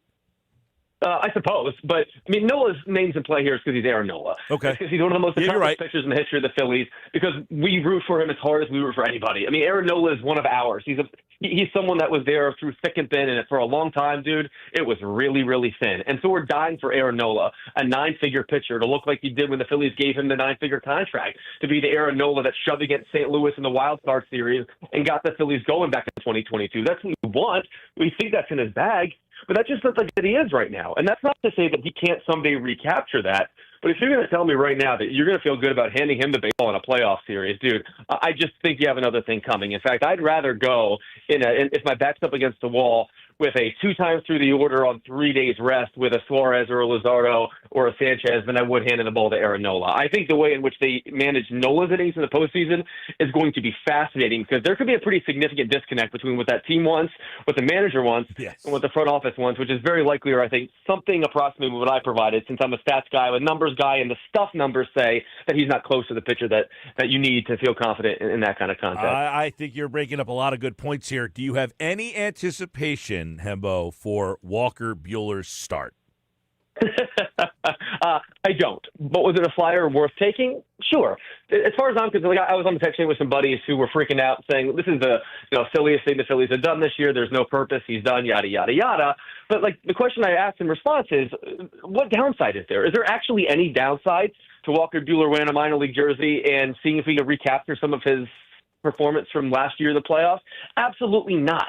To me, when it comes to pitching, especially not high-end pitching, the dart throwing theory is one that I subscribe to because the more shots you got, the better chance you have to hit the bullseye. That's why you signed David Robertson out of thin air. That's why you do this thing with Walker Buehler. That's why you do this stuff, just in case. If there's a meaningful chance, a significant chance, that neither Nola nor Wheeler this year, or even Robertson for that matter, actually impact the Phillies positively in the postseason. But when you can take as many bites at that apple as the Phillies have, you're at least, I suppose, providing yourself a better opportunity to catch lightning in a bottle in the month of September and see where you get. But ultimately, I think the guys that we know are good are going to be the guys that are good. I think we like talking ourselves into things instead of just seeing what's in front of us. Sometimes what's in front of us is exactly what we should rely upon in the month of October. All right, I want to get your take on the lineup. No Turner. Bader's back at the top of the lineup. Now, yesterday, Rob Thompson said probably won't do it against a right-handed pitcher. Well, there's a right-handed pitcher today. Bader's back at the top of the lineup. Harper was there a couple of days ago. Do you like Harper up there? Do you keep Bader there? Does it even matter at this point? It doesn't really matter at this point. I think what the Phillies should be doing this month is a big science experiment. What feels right? What works? In what ways can we construct this lineup that might give us a chance in October if, by chance, Trey Turner's not all the way back, or if, by chance, you have to see some weird platoon stuff? And that ultimately, I think, is the genius of Dave Dombrowski and the acquisition of Harrison Bader. The acquisition of Harrison Bader might be as significant, if not more significant, than the Joan Duran transaction. And I'll tell you why. That might sound like a ridiculous thing to say, but the Phillies lineup without Harrison Bader, as you well know, was shallow and struggled when it comes to their platoons. But now the Phillies have an outfield that you can mix and match so much more effectively. The Phillies have a lineup now with so much more depth. Of course, when Trey Turner's in it, it makes an enormous difference. He's one of the 10 best players in the National League this year. But it goes without saying, to me, if Harrison Bader's going to mash against righties and lefties alike, which you've seen the splits just like I have, he is, it doesn't make much of a difference. The lefty-righty stuff only matters insofar as the performance tells you that it should. If Harrison Bader's matching against righties, of course I want him to lead off against a righty. That to me is a fairly straightforward question. Let's look at the splits. Let's look at what's happening lately and construct our lineup accordingly. Now, before I turn it back to you, you asked an interesting question about Bryce Harper. And I think this is like the 30,000-foot view that I was talking to Buster Olney about this week when it comes to what the Phillies might look like next month. Who is this guy? Like, we've had Bryce Harper in our family for more than literally half of his contract right now. And the way he's hitting right now, the way he's just generally hitting, is about as feeble as it's been since we've seen him. And Bryce Harper's OPS this season is as low as it's been since 2016. But we also know that he is a first ballot Hall of Famer with an 1150 OPS in the postseason with the Phillies. And that guy is going to need to show up, especially without Zach Wheeler and a compromised Trey Turner. The Phillies postseason, we can talk about the platoons. We can talk about the outfield rotation and the guy who might start game 4 in a playoff series. But none of that might matter if Bryce Harper's OPSing 1,300 or if he swings the way he did last year against the Mets, which could scuttle the Phillies' chances. The reason you sign someone to a $330 million contract that's going to wind up making a speech in Cooperstown someday with 20,000 of us there is for those moments. And so I understand that's a reductive way of looking at the postseason, but Bryce Harper has demonstrated he's carry your lineup good. So has Kyle Schwarber. If Bryce Harper slugs in the postseason the way that we know he can, many of these questions, legitimate questions that you've asked me, might not matter. But so far, we've not really seen Bryce Harper slug like that. And in some sense, it's probably because of the injuries he's dealt with this year. In some sense, it's just really hard to be first ballot Hall of Fame good every single season. But that guy, and that's the one, I think he's likely to determine the fate of the Phillies next month. Well put, because, yes, the Phillies have the second best record in baseball with a version of Bryce Harper that I don't want to say is unrecognizable, but is certainly not the guy that you have come to recognize here in Philadelphia. You gave an expository over on the Baseball Tonight podcast about Nick Castellanos being the odd man out. Now, he's had a hit last night, big spot there, had the only RBI in the game, but it seems that this is working, Nick Castellanos as a platoon guy. Yeah, that's exactly right. The Phillies are at their best if Nick Castellanos is playing way less than he's not. Okay, so here's as simply as I can put it. There is no question whatsoever, based on any piece of evidence that you'd ever want to put forth, that says Nick Castellanos is a good outfielder. He is among the very worst outfielders of the last 20 or 25 years. This is not my opinion. This is a statement of fact. Will he on occasion make a sliding play? Yes. Will he on occasion fire a baseball home and record an assist in that way? Yes, he will. Will he on occasion run into a baseball because, he's a $100 million hitter? Yes, of course. But we know for sure that Nick Castellanos is a value negative player this season. By the way, he's not even really hitting lefties right now. And so if Nick Castellanos is going to be a value-positive contributor in any sense in the postseason, it's going to be at the plate because he doesn't provide a contribution anywhere else. And what really grinded my gears was for the second time in whatever it was, 3 months, him mouthing off in the media about his role on the team when, look, if I go to his baseball reference page, I see he's cost the Phillies 1 win this season. I look at the metrics, and they say that he's among the worst right fielders of recent vintage, and he's got a 50 WRC plus since the All-Star break. These pieces of evidence say that you shouldn't play. And so if Nick Castellanos is going to tug on the rope the same speed as the rest of his teammates, these things are obvious. I also recognize the interpersonal nature and the conflict that comes with all these things. But right now, he's kind of the odd man out. And I've talked to, look, I'm just going to say it aloud. I've talked to enough people that know that say he's kind of the one guy on the team right now that's not fitting in with everyone else. Like, these things he's saying publicly are also things that are being echoed privately. And that's something that grinds my gears. You're making $100 million to be a member of this team. This might be our last best shot at winning the World Series, and the acquisition of Harrison Bader renders you much less important than you'd be otherwise. Am I going to be rooting for him anytime he comes to the plate? Of course. I just hope it's not going to be all that often. All right, Hembo, I'll leave you with this. You mentioned a science experiment. Today, Aiden Miller doubled in his first at-bat. Is he on your radar with Trey Turner out? The Mets are turning to their young pitchers and trying to get some help here. Should the Phillies give Miller a crack to play shortstop and a science experiment in the month of September? I do, because in a low-stakes environment, you can actually see what this kid can do. If he winds up going 1 for 30, you can absorb it because you've got an 8-game lead in the division. If he winds up going 12 for 30, all of a sudden, who knows? You might really have yourself something.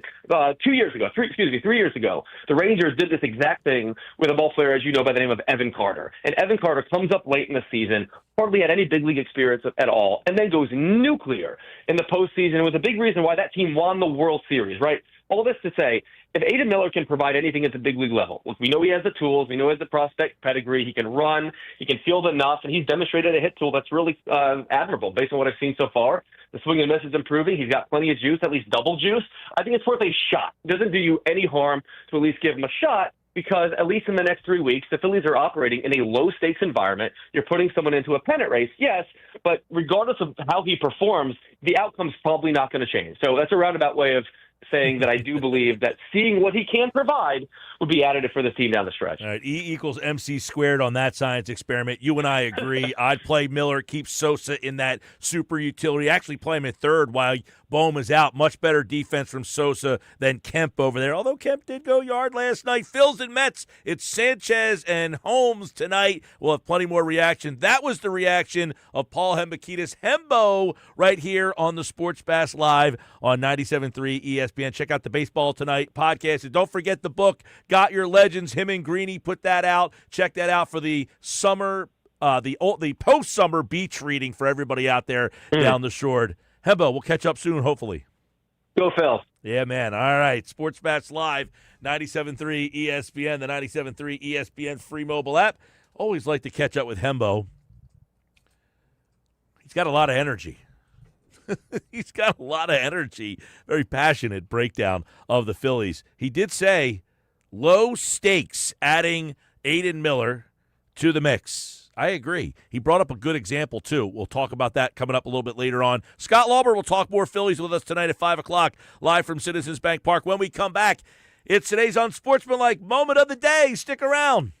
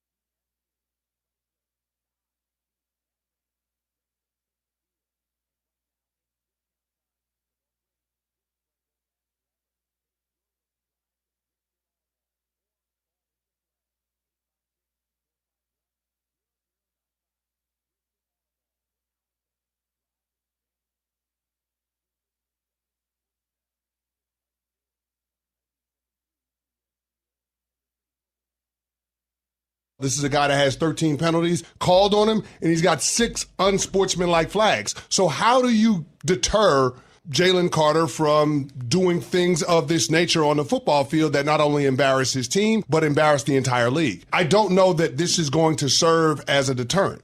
This is a slap on the wrist. That was Chris Canny. That's the unsportsmanlike moment of the day. It's brought to you by Whitehorse RV Center. Your RV adventure starts here. Is Canny right?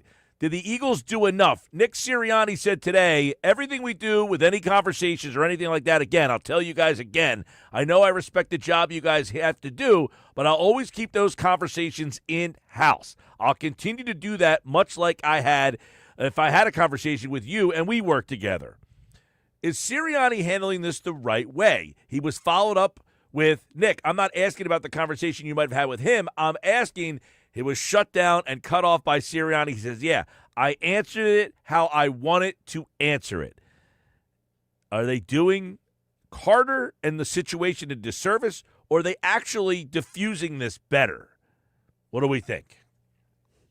I think that they're doing a horrible PR job. I think Canny is right. There is a way to do this. There's a way to handle this that respects the player, respects everyone's privacy, but also understands that what happened was done in front of 30 million people watching on television and another, 70,000 at the game. Tim in Summers Point chimes in. He says, guys, you're off on this one. No way Sirianni should say anything further. This isn't the morality hour. It was wrong. We know it. They know it. But you're not going to sit up there and further scold your players because you want to placate to other fans and teams. See, Tim, this is where you're wrong. It's not about placating to other fans. It's about having the self-awareness to say, hey, this happened.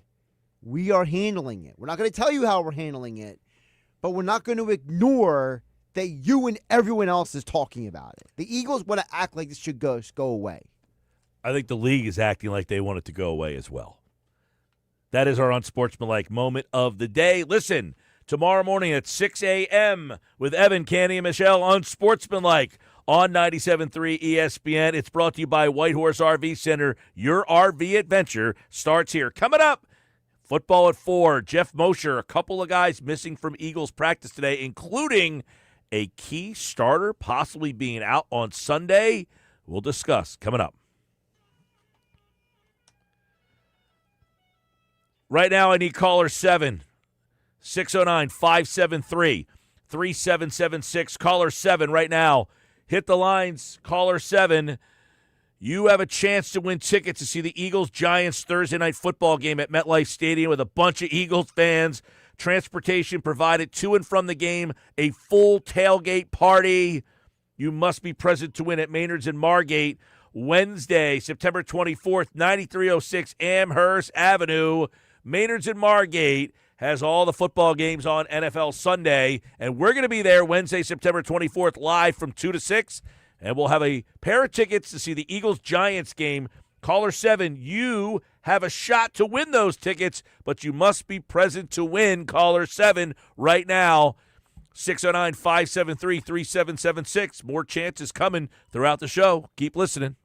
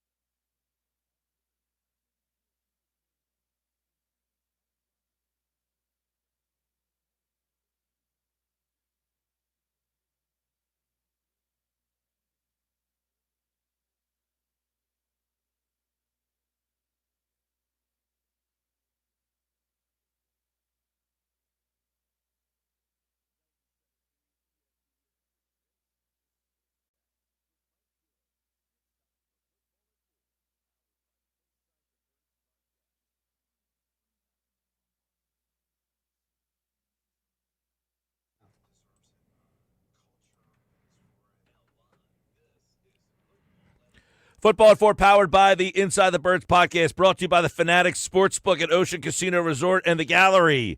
Bar, book, and games. It's the place to be this football season. We're there every Monday. Stop out and see the show and hang out with the Sports Bash from the Fanatics Sportsbook. Hang out with Football at 4 every day right here on the Sports Bash live on 97.3 ESPN. Today, Football at 4 powered by the Inside the Birds podcast.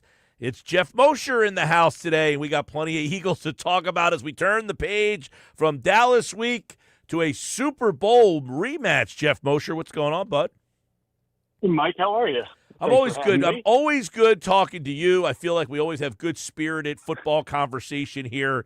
And this Eagles team coming off the Cowboy win. It was Thursday night, so we didn't get to see them. But now we're starting to get into that mode for this Chiefs weekend. Let's get your thoughts, number one, on some of the things that has happened with this Jalen Carter thing. Are you at peace? Are you okay with how this is being handled by the team? Do you think this will linger? Do you think it's over?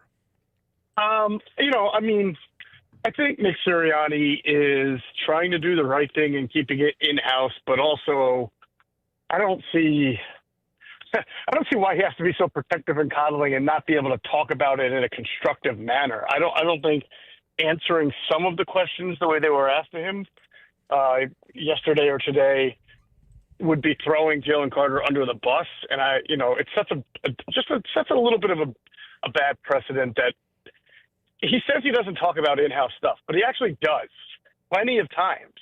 He'll tell you glowingly when he thinks a player has matured or when he thinks a player has done something well, even if you don't ask. He will give you behind the scenes on that, but he's saying he'll never talk behind the scenes. Well, no, what you're saying is you'll never talk about something behind the scenes when it's a negative. And you'll talk openly about accountability and how your team is built on that, but then you won't talk about it when someone's asking about a lapse in it. So I don't really love the way he's handled it. I'm not sitting here saying this is going to, shipwreck the entire season or this is a major faux pas on Nick Sirianni's point. I think I'm just trying to give you the most objective look at how I think this is going on as possible. As far as the league is concerned, someone asked me, I did a radio interview the other day, and someone asked me what I would do if I was commissioner. And I said that I know you're trying to make a strong statement about not having this, in sportsmanship, spitting on someone being reprehensible, but he was ejected for the game. And I said, I feel like that sounds like a punishment that fits the crime. And anything after that should probably just be a fine and a don't ever do it again kind of reaction. Or, a hefty fine and we're now watching you type of thing. And it sounds like that's basically what happened, and I'm fine with that. Yeah, listen, ultimately, I think this was one universal thing where I think all Eagles fans were like, look, this was reprehensible here. It was awful. A lot of people use a lot of harsh words to describe the young man. Then the Dak thing kind of entered another layer of it, but ultimately it was just weird that the NFL basically came out and said, well, he did miss the game, so we're going to use that as a suspension, and you're going to pay the fine, $57,222. Now, the Eagles can do whatever they want. They could fine them, whatever amount of money they want, I guess, but we'll see. Hopefully, listen, the big thing here is you hope this kid learns his lesson and that this is the last time we're talking about Jalen Carter and some sort of thing that hurts his team. Yeah, I think that is the big takeaway. I'm not convinced that it will be. It's not that I don't think anybody can change or zebras don't shed their stripes or anything like that. And Nick Sirianni is a good example of a guy who, at this time last year was still a little bit combative on the sideline. And, you could say he changed and his sideline demeanor last year really improved. But I could also say, because they were winning basically every game they played. What happens when you go through some adversity, right? So you're not going to win 80% of the games you play every year, even as good as the Eagles have been lately. So I would hope that it's over and we don't see it as much, but time will tell, Mike. All right, Geoff, let's move on to the defense now. You've got a couple questions I want to get your take on. Zadarius Smith is in, obviously, on Monday or Tuesday yesterday. Vic Fangio, he didn't really talk about how they're going to use him or what he even knows about him. He said not too much. But do we think that Zadarius Smith turns out to be a big factor in the Eagles' defense, or is just hey, he was available, let's see what he's got left in the tank? He better. I mean, they didn't go out and get him for no reason or just to provide another body, not with the contract that he signed. Vic Fangio, as we've seen it, really would like to play a three-man edge rotation, and that's about it. He is not like Jim Schwartz. We have come to discover that he's not trying to play 8 or 9 or 10 different linemen in a single game. Which is funny because when Jim would do that, we would all talk about the benefits and the merits of fresh legs. And now that Vic doesn't do it and he has his own way of success, we all say, hey, when you have great players, you put them on the field. It's funny how that works. But obviously, with Jalen Hunt and Nolan Smith, they took the majority of the snaps against the Cowboys. They got Uche in there a little bit. And Patrick Johnson was really just up for special teams, although he did get in on the field a little bit. So I imagine that when Zadarius Smith is ready and learns the defense and is ready to be a contributor, and I don't know that that's going to be Sunday against Kansas City. It might take a little bit of time, but he will be in that three-man edge rotation. And he does have a Brandon Graham-like versatility about him where he can move inside. He's actually bigger than Brandon Graham, so he can move inside. Vic Fangio acknowledged that yesterday and rush inside from the nickel. So they're going to use him. They signed him for a reason. I think the big question is, I'm trying to kind of digest it myself over the last 24 to 48 hours, Mike, is that it just has this team kind of, are they pushing the panic button a little early, making all these moves, trade for a running back, trade for, or sign Zadarius Smith. They won the game, trading for Bennett right in the middle of it just seemed like as soon as they felt like they had a deficiency, it was like boom, boom, boom. Let's get people in, let's get people out. You're seeing roster tangle. I mean, 1 minute Kenyon Green's on the 53, then he's on the practice squad, then he's waived, then he's back on the practice squad, then he's on the. There's a lot of roster maneuvering going on right now, and I feel like some of their bigger concerns are just in-house, like the injuries at tight end and losing Ben Fanzrumer and things like that, and I would have liked to have seen a couple of weeks of the edge rush to see what it was before it was like, let's just get this other body in here. In retrospect, I don't know if you had a chance to really comb through it or watch the All-22 or, I know obviously Greg Cosell and you guys do a great job of all this, but in retrospect, was the pass rush a problem? I mean, there's no Jalen Carter, but, I saw some pass rush win rate stuff that had Josh Uche at the top of the list and Nolan Smith as one of the top 10 in football this past weekend. So was the pass rush an issue on Thursday night? I think, at times it was, but at times it showed up. I mean, it showed up certainly on the last drive of the game. Dak had to hurry a couple of passes. Obviously, one got dropped by CeeDee Lamb, but there were still a couple of pressures in there that I thought worked well. I mean, the Cowboys scored 0 points in the second half. Am I correct in that? They did not score a touchdown, correct, yes. Right. Okay. I wasn't being sarcastic. I just really couldn't remember. No. They scored the first three possessions in the first half and nothing in the second half.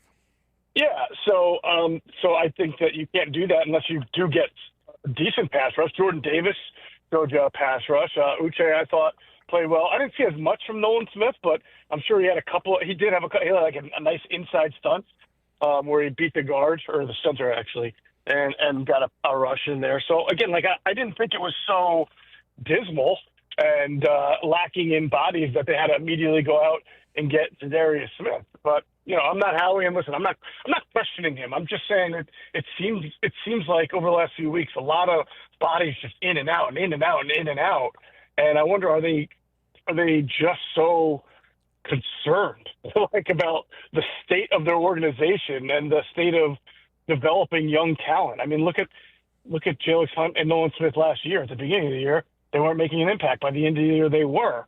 So is there not that kind of faith that Ja'Cory Bennett will eventually be good or any of the young pass rushers that were already on the team? By the way, pass rush win rate, according to Pro Football Focus, Josh Uche was number 1, 43.8, and Nolan Smith was 32%, which was 8th in the NFL on Sunday. So according to that stat, if you like it, those two guys were 2 of the top 10 pass rushers in the league on Sunday. But yet, the Eagles go out and get a veteran player, which, by the way, so they go out and a couple of years ago and get Robert Quinn.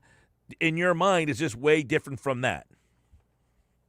Well, yes. I mean, I judge every move independently for what it is. And unfortunately, that year, the Eagles really, for being honest, didn't do a great vetting job on Robert Quinn. He had not a nice year the year before, but he was dealing with some injuries that year. I think some that were known and some that weren't.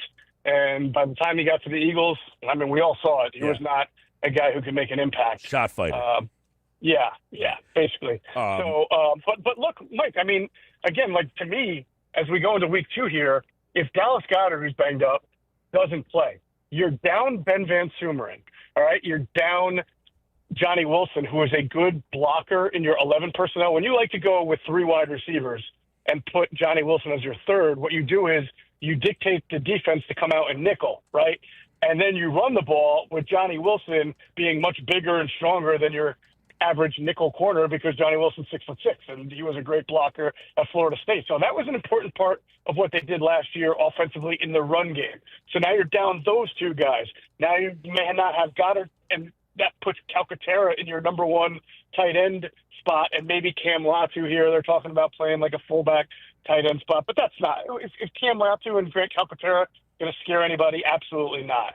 Especially not the Chiefs defense. And then you got Landon Dickerson dealing with a back injury. So they're making all these moves, but to me, it's like you run the ball. That is your identity. Right now, your left guard's banged up. Your center didn't really play that well in game 1. You're missing 2 or 3 key components of your run blocking. That to me is more of a siren than your pass rush. Okay, there's a lot there I definitely want to kind of get into because, one, I was going to ask you about last year they had, what was the guy's name? Kerry Blassingame was on the team in the playoffs. He was a fullback. Is there any thought to bring a fullback back? Like, how big of part of the offense was Van Sumeren actually going to be? I guess it's kind of unknown. Yeah, well, listen, I've been saying this to you for quite a bit.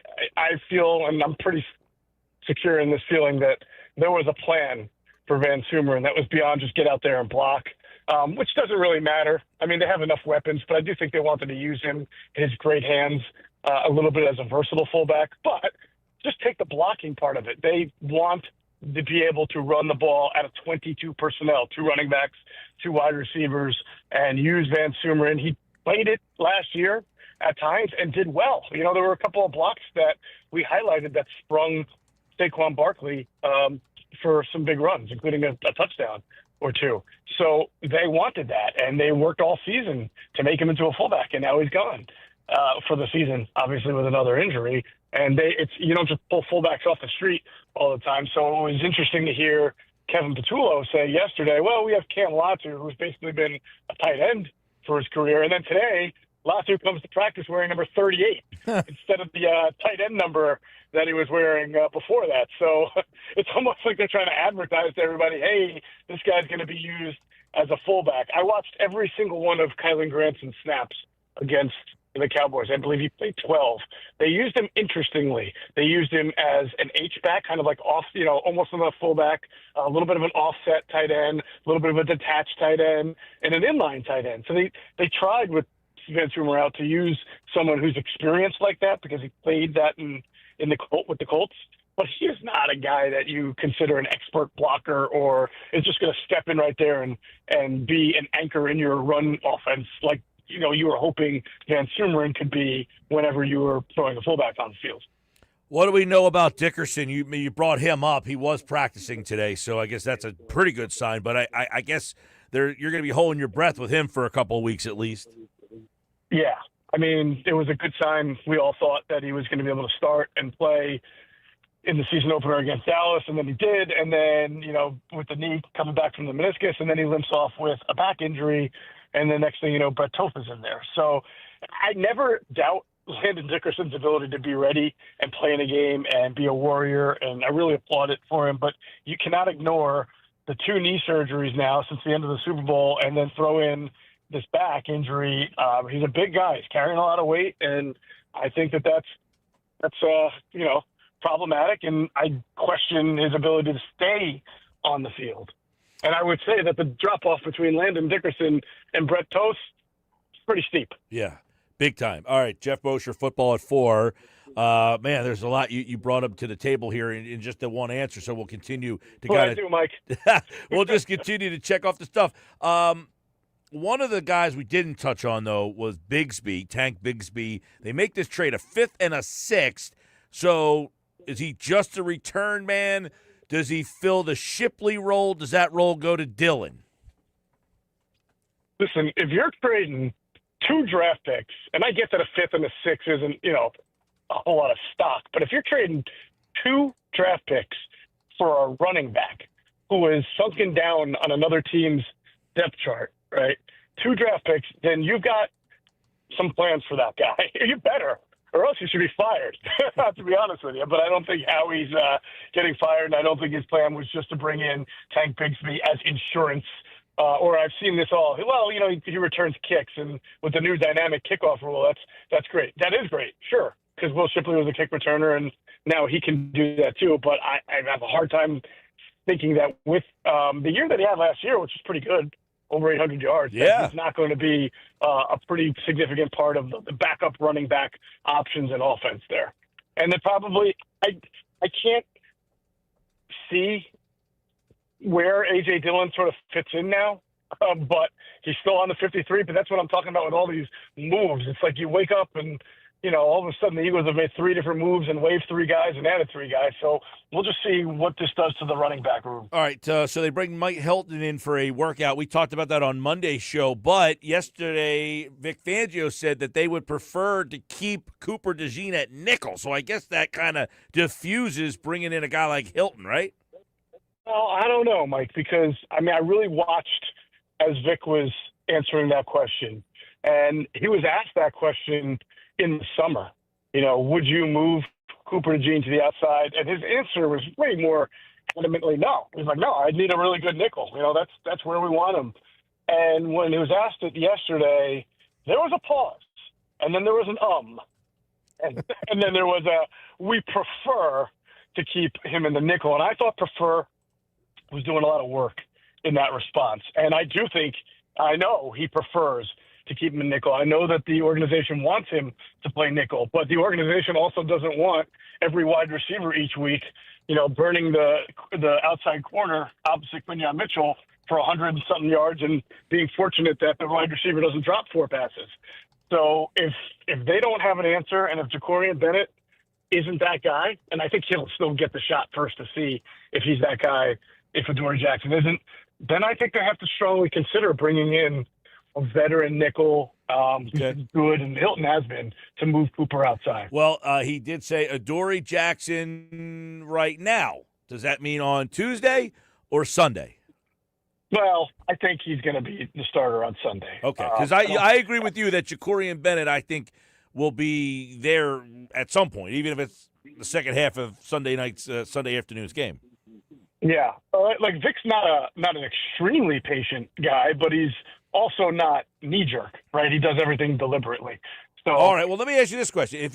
I know it's Patrick Mahomes, but this isn't like the most explosive passing game in terms of weapons. If you struggle in a game with this wide receiving core, you might have to put some red flags up.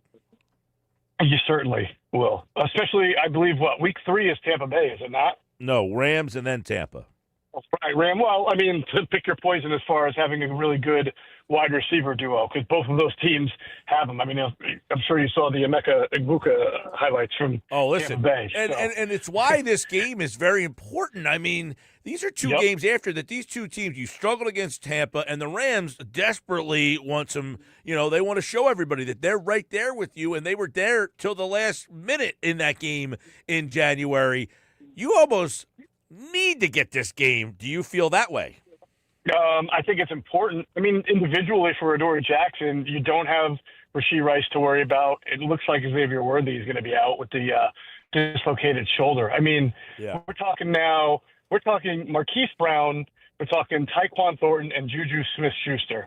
All right, if you can't hold them in check a little bit and do a much better job against them than you did against CeeDee Lamb, then you're trouble, because there's no way Vic's going to stand for that against those next 2 opponents that we just talked about. And one thing I'll tell you, I had a conversation I won't name the name just to protect him, but with someone who played defensive back in the NFL, and we were talking about Adoree Jackson's approach to CeeDee Lamb, and there were a couple of snaps there, especially on that over route where he got 26, where he could tell it wasn't just getting beat. It was like you didn't see the conviction in Adoree to get into CeeDee Lamb's hip pocket and close that cushion. It was 3rd and 2 when he gave him like 8 yards, and then CD turned it into a 26-yard gain because that's how far Adoree was. So it's one thing if you just get beat on just getting beat, right? You're there, but you get beat. But it's another thing if you're playing with a lack of confidence, you will get eaten alive in this league. I agree with that, and the one thing I thought that Bennett did a good job. There was 3 of 3 on targets at him, but only for 20 yards. He closed well and made the tackle. Fine, catch the ball, but don't give up yards after the catch. Yeah. Yep. So this is, it's obviously something Vic is monitoring. He's not afraid to talk about it, and we'll see what kind of moves are made. I would think that if he's not playing well, I wouldn't be surprised. I'm talking about Adoree. I wouldn't be surprised to see him move at halftime. Okay, last one. What's this with Goddard? I mean, is there anything to read into this? Is there a possibility he doesn't play in the game on Sunday? Well, I mean, look, when a guy doesn't practice on Wednesday, you get the sirens up a little bit. But you know that there are certain veterans who are, as long as they make it out by Friday, then you feel better about it. With veterans, guys like Dallas who've been a while. If Dallas is not on the field tomorrow, and if he can't even do the Friday walkthrough, then you're going to know he's not going to play. And I mean, the answers to the test will be right there. And that's Calcaterra. Where he can't practice all week. Calcaterra, and then we're talking about Granson maybe playing fullback, but he would have to go back to tight end. And then I think you would see Latu probably elevated. Okay. I mean, you would see a couple of different approaches to blocking here. But you know what? The Chiefs did a pretty good job against Saquon, even with Goddard on the field. Now, that meant that the Eagles could open it up, and maybe that's what the Eagles will have to do to against the Chiefs, open it up. But we know that the Eagles like to at least start to establish the run and then set that up, but we'll see. All right, Geoff Mosher, Football at 4, powered by the Inside the Birds podcast. Check out the Inside the Birds podcast on all podcasting platforms, and, of course, Football at 4 right here on the Sports Bash. All right, buddy, good stuff today. Thanks, Mike. There he goes, Geoff Mosher, everybody. And, of course, Geoff Mosher and Football at 4. It's powered by the Fanatics Sportsbook at Ocean Casino Resort. And, of course, we're there every Monday. You can watch the Sports Bash live right there at the Ocean Casino Resort in Atlantic City. So stop out and check us out every Monday live at the Fanatics Sportsbook on the Sports Bash. I'm Mike Gill. Coming up, don't forget, Thursday Night Football. We got a good game for you here on 97.3 ESPN. Love the fact that we got some good early season matchups. You got Washington and Tampa. That's a good game, Thursday Night Football fans. Got Phillies tonight. Lineup is out. We have it for you. Bader, Schwarber, Harper, Real Muto, Marsh, Kepler, Kemp. Stott is at shortstop tonight, and Donovan Walton is playing second base tonight. I don't know if you had a Donovan Walton starting lineup on your preseason prediction list, but he is playing second base tonight. Stott is over at shortstop. And, of course, on the way, Nick Earnshaw has the Nuggets for today's show. Nick Earnshaw's Nuggets on the way here. Sports Bash Wednesday. Busy show coming up. Scott Lauber live from Citizens Bank Park. My NFL Fine 5, Ugly 5, all still here on a Sports Bash Wednesday on 97.3 ESPN.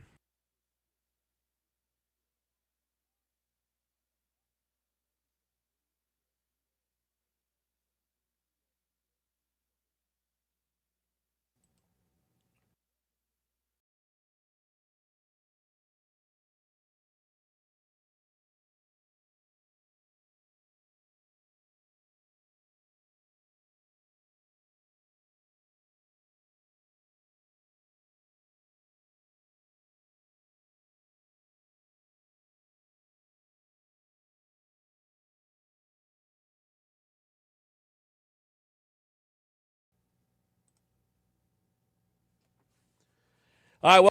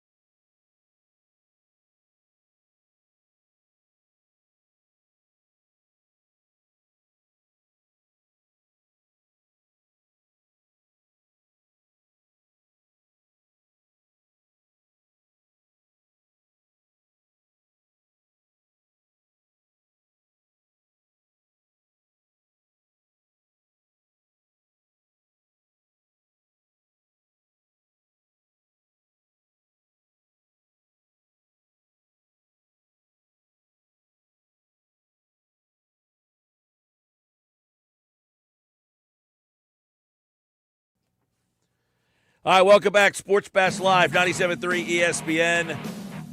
Phil's back in action tonight, taking on the Mets, trying to take the first 3 games of the series. Time now for today's Nuggets. Nick's Nuggets are brought to you by The Hub. Gear that works as hard as you do. A lot in the Nuggets package this week. We'll see what happens on this Wednesday edition. Nick Earnshaw is host of the Shift podcast.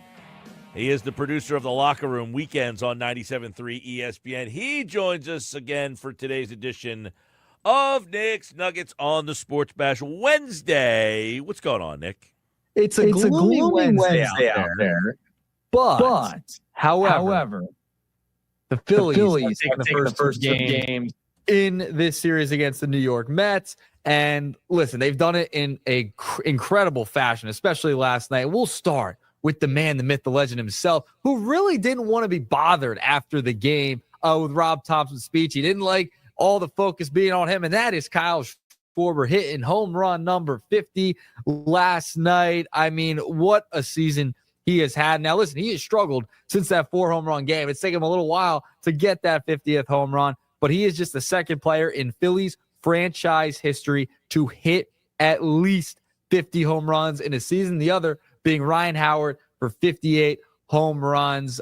Listen, what a year it's been for Schwarber. It's taken a little bit to get to that 50 mark, but that was no feat. And you could tell there was a video the Phillies put out on social media after the game. Rob Thompson's giving a toast, and Kyle Schwarber, you could tell he was disassociating from everybody because he did not like it all being on him. We know how much he talks about the team. We know he's one of the important leaders of the Philadelphia Phillies, but Schwarber hits 50. I mean, you don't see this very often in Philadelphia. It's only the second time it's happened in franchise history.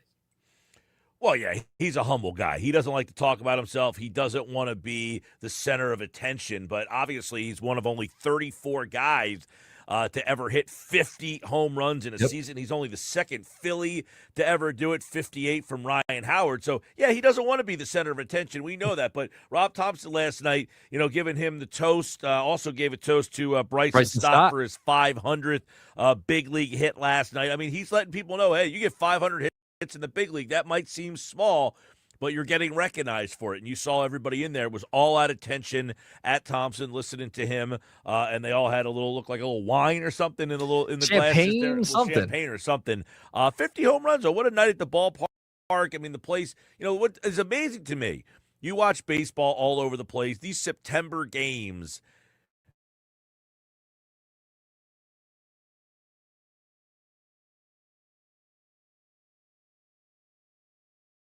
It feels like October baseball in these Phillies games in June, July, August, September. You have 40+ thousand people, and they're staying to the end.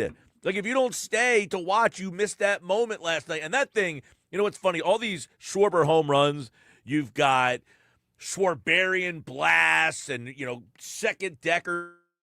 This thing was a missile. It hit something out there in Monty's angle. I mean, it looked like it hit something. You heard it clang off something out there. I mean, that was an absolute laser that he hit for number 50. Yeah, I mean, listen, everybody's staying at the ballpark. It feels like October in September. In August. Chilly out there, July. too, man. It's a little chilly. A little chill in the air. It is. It is a little chilly out there, especially for early September. We can keep the warm weather for a little bit longer. I mean, geez, we'll be bundled up for October, hopefully for a while, maybe even into November a little bit, right? So, listen, Schwarber, I mean, he's just a selfless player. And we heard the Bob Nightingale report come out over the weekend talking about Schwarber, right? Like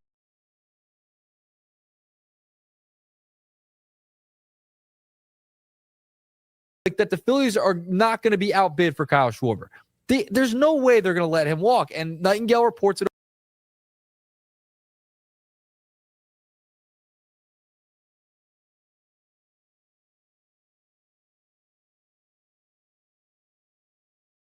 over the weekend. Now, take a Nightingale report with a grain of salt at times.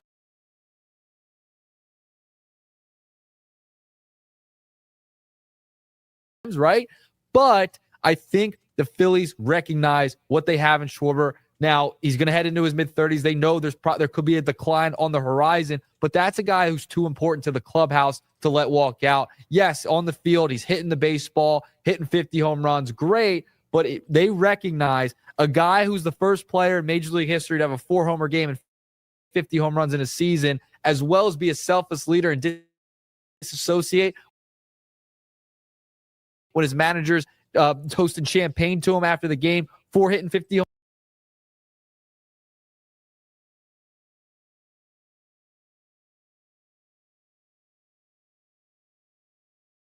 home runs. That's a guy they want to keep around as well, because they're going to transition to some of these younger players, the Aiden Millers, the Crawfords, the Painters of the world, as they kind of transition this era into another one and cross over. I was listening, I think it was Ruben Amaro last night during the postgame, and they were asking the question, as a former GM, would you want to obviously sign him? And his big answer, because they did ask the question about Ranger. Yeah. And the Ranger question was, he hasn't been durable. He's had injury issues. Now, he had an unbelievable game last night. But one of the things Amaro said is his injury history would make you have to think about it. Whereas Schwarber, he said him being the DH, as long as he can keep his legs, because he did reference, they signed Howard, and then he had the leg problem, and then he wasn't able to hit with the same power later on in his years because he just didn't have his legs anymore. That's why he said he would sign Schwarber, because he does have his legs. He doesn't play in the field. So him being a DH in this situation actually helps him rather than hurts him, because, a lot of people say, oh, you can't pay a DH. They're not versatile enough. You got to be able to do more things to just clog up the lineup as a DH. Well, not when you have a special DH. No, when you have a DH, the likes of Kyle Schwarber, you pay the man. You pay the man. Listen, the flirtation with the Cincinnati Reds, it's been out there. We see it in the NBA all the time, just kind of putting the little nugget out there, like, hey, we could be interested to leverage yourself a little bit in negotiations. We see it a lot, especially in sports, but I really feel like in the NBA we do see it a lot. But yeah, I think Schwarber's a guy you don't want to let walk out the door. Not someone you can just replace right away with another bat. You're replacing the whole personality, the whole leadership. That's what you'd have to replace. Yeah, the 50 home runs. Yeah, the RBIs. All of that, yeah, it would be hard to replace. But what's important is the locker room, too. That is vital to this team. And we see how close-knit this team is. I mean, for goodness sake, Marsh and Bohm, they live together, right? They were known as roommates. I mean, this is a tight-knit group. Why do you think they responded to Rob Thompson? Because he's so laissez-faire and he's a player's manager. He's toasting 500 home runs to Stott. You could tell there's a vibe in there. You got the Chiefs vibes officer back. This is a close-knit group, and getting rid of the leader of that group, that's tough to replace. Tough to replace. Speaking of the chief vibes officer, did you hear what Brandon Marsh said over the weekend?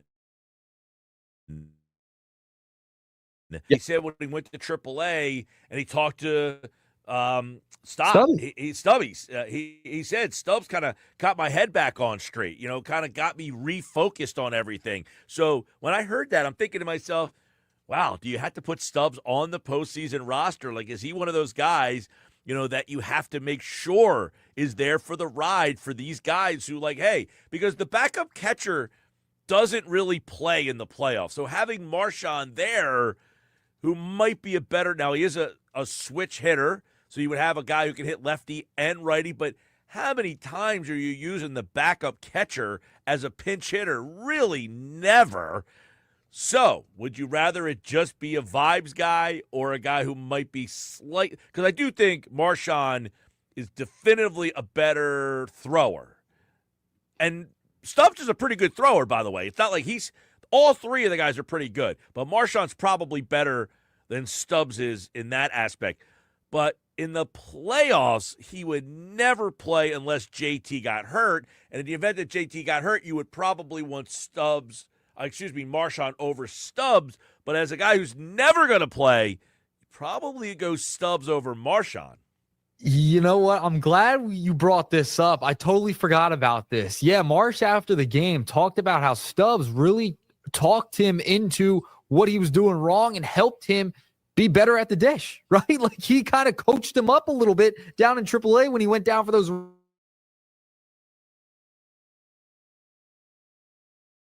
rehab starts.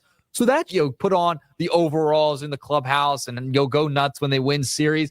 I mean, yes, it's funny. It's crazy. And we think of him as like that, but he helps them out baseball wise. Yeah, the backup catcher is not really going to play. JT is going to play every single game in the postseason. The Phillies don't really like taking him out of the lineup anyway. They're certainly not going to take him out during the postseason. So the backup catcher, while Marchand probably a better overall catcher than Garrett Stubbs, is he going to provide that value that Stubbs has, right? Like, he's helping guys out. Now, could we see Coach Stubbs someday? Sure. And could he help out in the locker room, helping guys out with their hitting stance, et cetera, et cetera?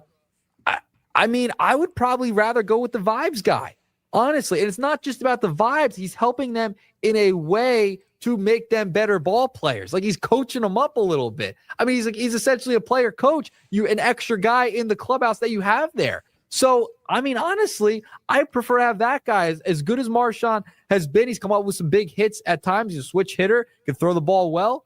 I mean, I think I'd go Stubbs just to have him around. Yeah, I think I would probably go Stubbs as well. I think that, in this instance, I think Marchand. Now that changed. Now, I want to interrupt real quick. That changed your opinion on Stubby when you heard that about Marsh. Yes and no. I mean, here in Marsh, he's had an unbelievable follow-up to the season here. I mean, his first 17 games, he hit .095. I mean, he did not have a hit in the month of April. His last 101 games, 309, 365 on base, 475 slug. I mean, he has absolutely turned his season around. And I actually have the bite from Brandon Marsh talking about like when this whole thing kind of changed for him. Let me see if I can get it up and put it into the stream here for the people. But, I think baseball is a mental game, and if you have a little bit of a mental advantage, and listen, this isn't an indictment on Marchand because I do think Marchand is, I said all along, I don't care what Marchand's batting average is.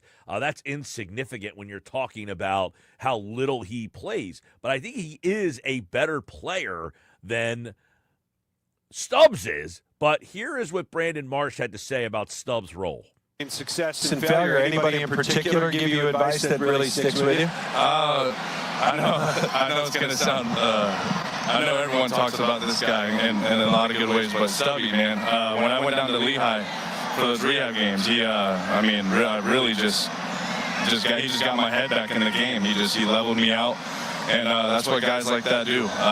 He's an incredible asset to this team, and he helps out more than anyone knows.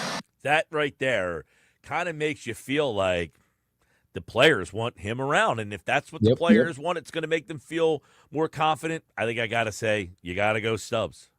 Yeah. I think Stubbs is a guy like can help without that little edge. Little edge matters in the postseason. That is the part that really intrigues me about Stubbs, right? Because he's probably not a better catcher than Marchand. I understand that. He's not a bad catcher. He's not a bad receiver or a thrower. It just offensively he really doesn't add much. But in the playoffs, you don't need the backup catcher to add anything, right? You need the edge. And if that guy can help you get an edge, whether it's helping a guy who's slumping, in the case of Marsh, who was hurt, didn't really have a great start to the season, I want that guy on my team. You are looking for every little possible way to find an edge in the postseason. Stubbs is that guy that can help you. And if they like having him around, have him around. He's not going to play anyway. Hey, listen, I agree. On this one, we agree. I say Stubbs. And listen, Marchand better for 162. Stubbs better for October. Yep. And listen, it's funny because we were having that big argument in the beginning of the year. Oh, Marchand, Stubbs. I was talking about 5 games. Marchand didn't show me anything.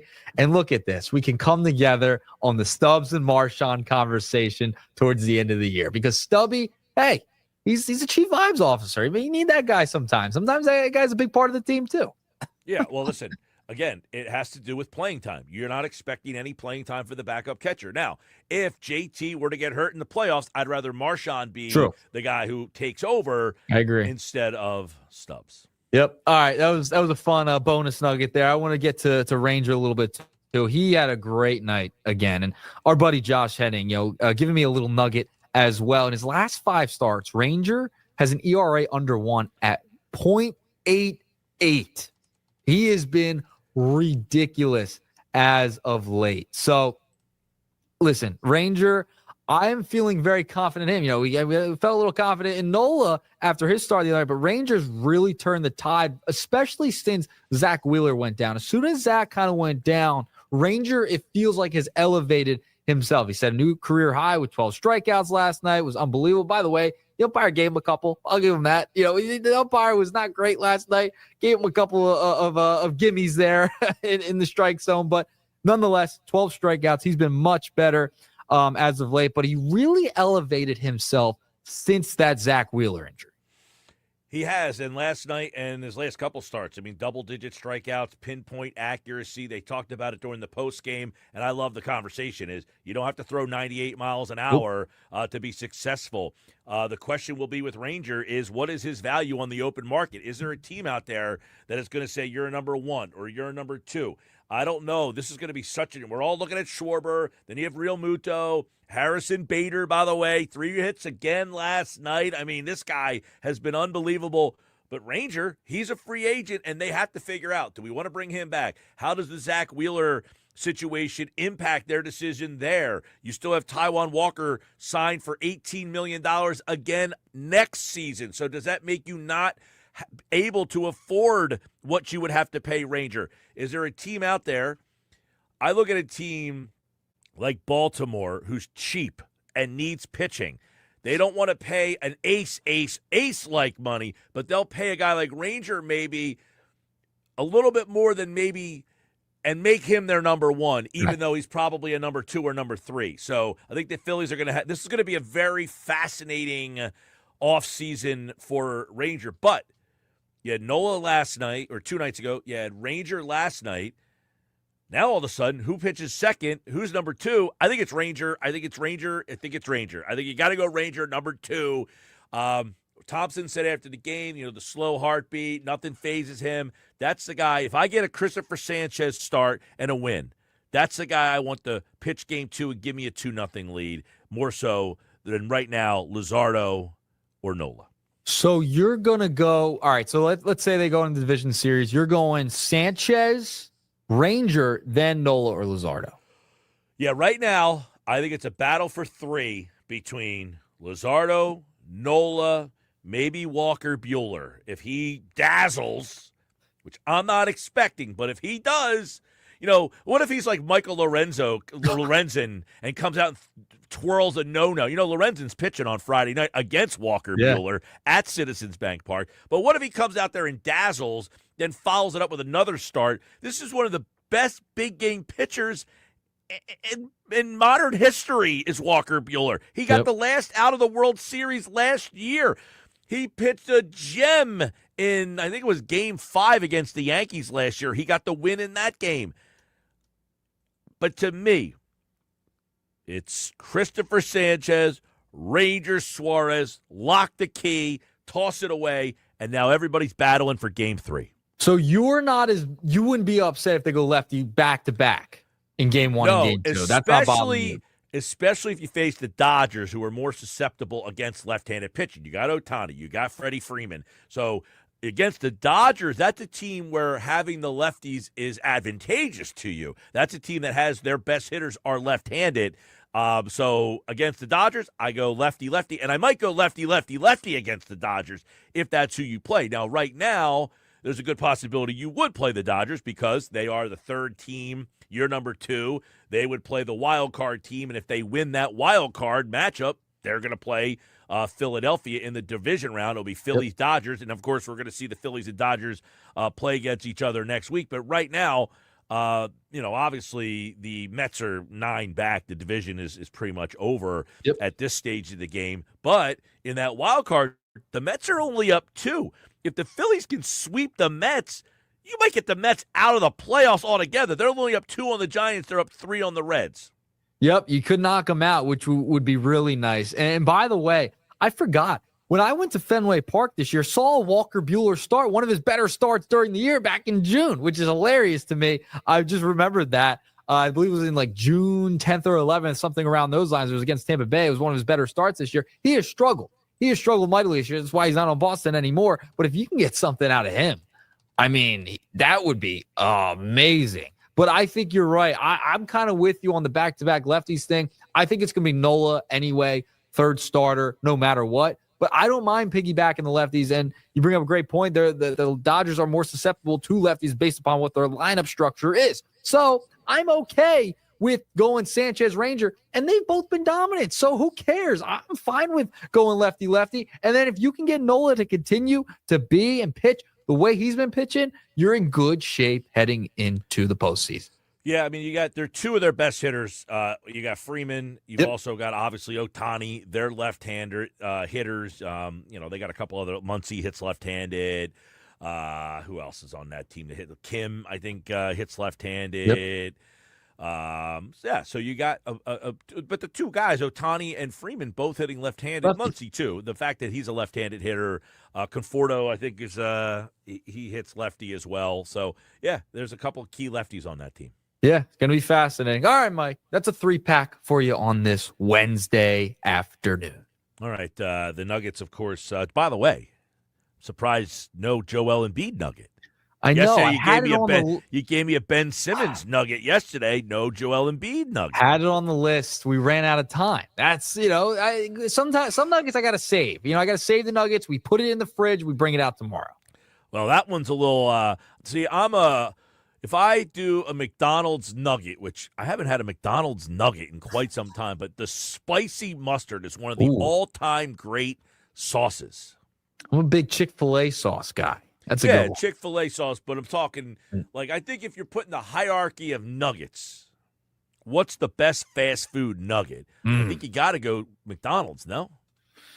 Not number one. I don't think they're number one. I don't know. Wendy's nugs? I haven't had a fast food nug in quite some time, but see, now you got to make me spicy mustard of McDonald's is certainly they are good. At the top of the hierarchy of they are good sauces. Yesterday we did the least versatile condiment.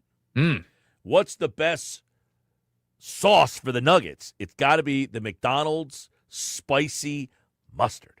It's funny because I'm a pretty dry guy. I'll eat them dry. Me too. I don't mind a dry nugget as well. Like I said, we were talking last week with Bonnie from the Piccalilli. They do their own version of the Hot Wing Show. Right. She wanted me to be the guest on the Hot Wing Show, and I said I would be the worst guest ever because I like my wings dry.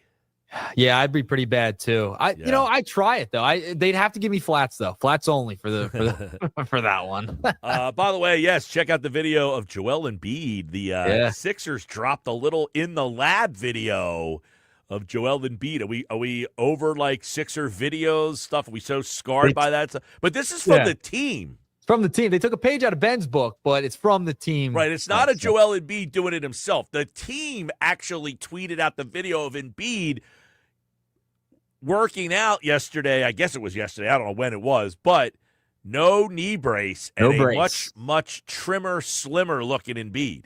Well, there's that with Embiid, and then Oubre was commenting on social media about the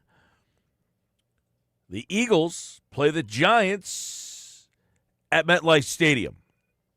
Pair of tickets, transportation to and from the game, MetLife Stadium, 609-573-3776. You must be present to win at Maynard's in Margate on Wednesday, September 24th. We will be live, and one lucky winner will be drawn at random to win tickets to see the Eagles-Giants Thursday night football game at MetLife Stadium.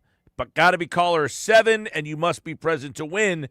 Your chance to win right now. Good luck.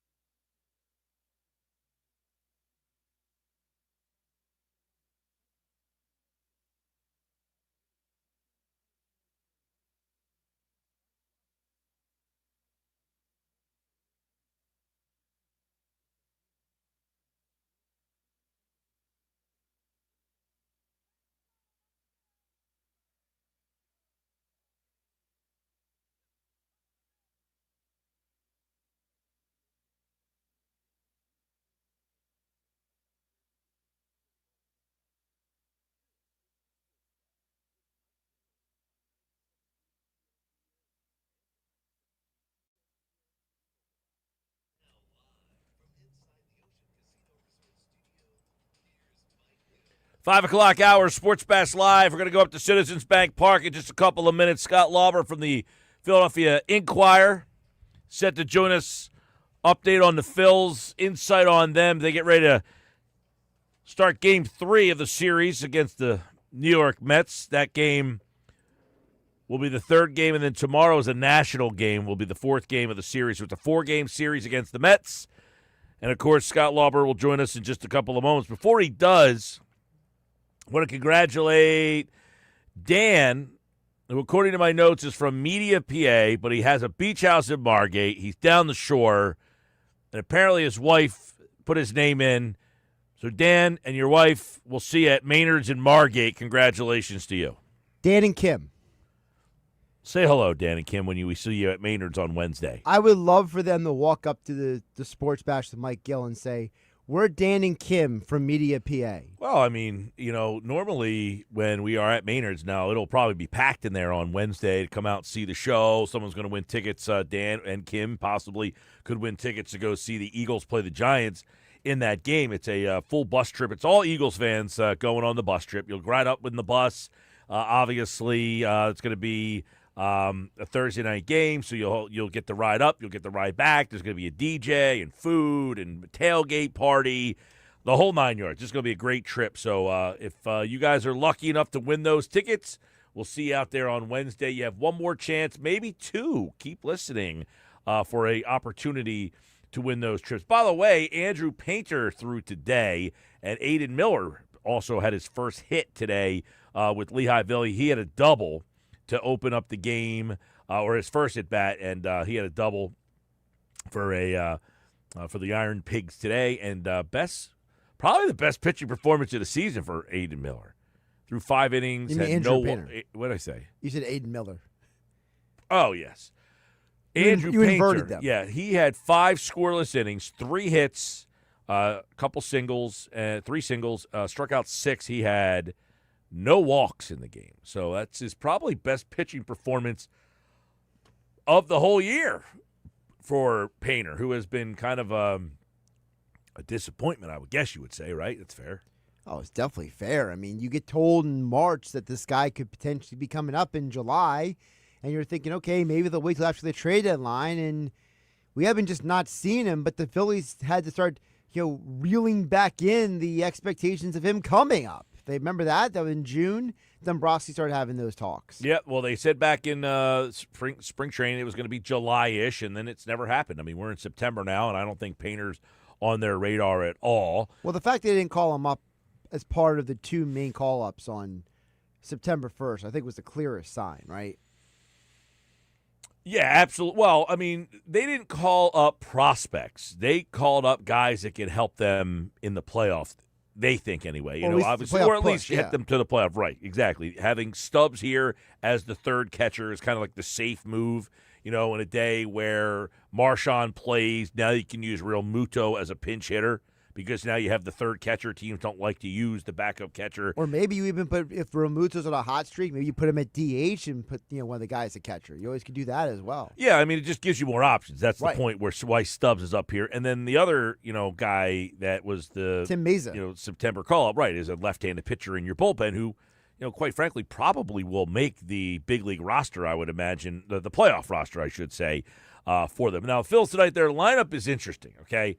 And when we talked to Lauber in a couple of moments here, he was in the locker room when we called him. So he's getting himself out of the locker room to give us some insight here. But Bader's back in the leadoff spot today. This is a day after, essentially, Rob Thompson said this about Bader hitting leadoff. Well, he's hot right now. He's swinging back good, and with the lefty on the mound, we just got another righty in there. Is that something you just look to do against lefties, or is this something you might think about against right-handers? Oh, I don't think I'd do it against right-handers, but case by case. I don't think I would do it against right-handers, but when they handed me the lineup card today, guess whose name was at the top of the lineup? Harrison Bader. He's hitting leadoff today, followed by Schwarber, Harper, Realmuto. Marsh is back after a couple days of being sick. Max Kepler is in right field, so no Castellanos today. Otto Kemp goes from the 9-hole to the 7-hole. Bryson Stott is in the 8-hole today. And batting ninth and playing second base, because Bryson Stott is playing shortstop today, is Donovan Walton. Now, just to point out for folks out there who might be listening and can't see the lineup in front of them right now, that means the whole lineup is right-handed, 2 lefties, right-handed, 2 lefties, right-handed, 2 lefties. Yeah, Donovan Walton, by the way, is a left-handed swinger. He is playing second base. Now, he's kind of a journeyman. He was having a great year at AAA, but he is a guy who's older. He's in his 30s. The Phillies traded for him from the Mets. This was kind of like one of those minor league trades that happened, when nobody was really paying attention to it. It was just like, hey, we need some depth in our organization. Can you give us He's that a body. guy? Yeah, he was a guy, but he's a body who's now up here and playing in the middle of, It's like, I was going to say, it's like when the Eagles acquire a guy like in training camp to be a camp body, and then he suddenly makes the roster. Yeah, I don't think when anybody saw the trade for Donovan Walton. Now, the Phillies have made a couple trades this year where this has happened. Guys like Daniel Robert have come up here and actually pitched in some big moments. They've had a couple of trades like that this year where they, traded for guys and they've actually, appeared in games. So you're seeing it right now with Donovan Walton batting in the 9-hole today. Not Bill Walton. No, but it's funny because we were talking about this on Monday's show on whether or not you would have just called up Aiden Miller. Now, I know people think that's a long shot or crazy, but I asked Hembo that today, and he said yes, he would have called up Aiden Miller. He says because these games are kind of low stakes. Kind of interesting like that he put it that way. In other words, he's saying you're not in this heated pennant race against the Mets right now. Now, you are in a little bit of a heat. Now, I would be interested to see if after the Dodgers series, let's say they win 2 out of 3 and kind of push away from the Dodgers, like 5 games with like 9 left to play or something to that. I don't know how many games are left after they play the Dodgers. But if they say, you know what, let's say he has a hot week. He did double today, Miller did. He was 1 for 4 with a double. He scored a run. He struck out once. I wonder if they're like, if he has a hot week or two and they're like, you know what, let's just see what he adds to the line. I don't know. We'll see. Just remember, folks, the key to all this is if you want a guy to be available for the postseason, he has to come up as an injury replacement at this point. So if Aiden Miller plays well, but you want him to potentially be part of the postseason roster, it's got to be in a someone went to the injured list, he gets called up situation. So let me ask you this then. Turner's hurt. If he gets called up now, is it that because he wasn't the first call-up? Like Donovan Walton could play on the postseason roster? Donovan Walton could be on the postseason roster. So someone else would have to get hurt. Right. Donovan Walton, go fall on the steps. I'm wondering why, because I remember a couple of years ago, Kerkering pitched in 4 games. Yes. Who got hurt? I'll pull it up. But I do remember that was an injury replacement because we talked about it. He pitched in 4 games in 2023 when the Phillies called him up, and then he ended up making the playoff roster that year. Now, I also am not 100% on, and I think the answer is yes to this, by the way. I'm not 100% on this, but if Garrett Stubbs is not on the playoff roster, is he allowed to sit in the dugout? I think that he can. And I only say that because I'm pretty sure Taijuan Walker was not on the playoff roster last year, but did sit in the dugout. I think I could have sworn I saw him in the dugout because we were talking about during the Nuggets segment, the way we played the audio from Brandon Marsh, and you put Brandon Marsh in. They asked Brandon Marsh, what kind of turned his season around, and he said, it was actually Stubbs, talking to Stubbs when he was down at AAA. That was one of the reasons that, it kind of got his head on straight. So I wonder if – now, I'm not 100% sure whether he can sit in the dugout or not. I think that he can. So something that – now, if he can't, I would probably keep Stubbs over Marchand. But if he can sit in the dugout, then you can keep Marchand on the roster and just, go that way. But that's something there. I do want to bring up, Schwarber last night, his 50th home run. Scott Lauber wrote about it over at the Inquirer. He said, quote, "It's something that I wouldn't say I expected. It's an exclusive thing, but you want to strive for reaching things that might not be attainable." Schwarber is the most unassuming star that you could ever think of. Even in his star moments, he's unassuming. Like, they ask him about it. He's just such a humble guy. He obviously, is having a historic season here. And it's more ways. I mean, his batting average is way better than it's been in his time here in Philadelphia. I mean, there's a time, you think about Kyle Schwarber's years, and he's always hit the home runs. I think he had, a 47. He's had a 45 or something, a 46. But normally, he's hitting 240 now, which, back in my day, 240 was not all that great. But now, I mean, you might as well be hitting 300 at 240. But keep in mind, this is a guy that in 2023 hit 197. 197. The year before that, he hit 218. So he's gone from 218, 197. Last year, he was 248. Actually, last year, believe it or not, he actually had better numbers in terms of batting average and on-base percentage. Now, his slugging's better this year, and his OPS is slightly better this year. But you could make an argument that he had just as good a year, if not better, last year. Now, the difference is he's got 50 homers and 123 RBI this year. Last year, he had 38 homers and 104 RBI. He did walk 106 times last year, which led the league. This year, he has 95, so he could get to that number. The two numbers that he's cut down on this year, he had 200 strikeouts in 2022, and he had 215 strikeouts in 2023. Right now, he's got 170. He's not going to get anywhere close to those 200. He's not going to strike out 200 times. He'd have to strike out 30 times between now and the rest of the year. So the Kerkering situation is an example, Mike, of how a team can get creative. You ready for this? When the Phillies called up Orion Kerkering last year, they optioned Junior Marte, the AAA, to make room on the active roster. But to make room on the 40-man roster for the postseason, they designated Drew Ellis for assignment with an injury designation. Okay. So, Drew Ellis could have stubbed his toe, and they would have been like, see, he's injured.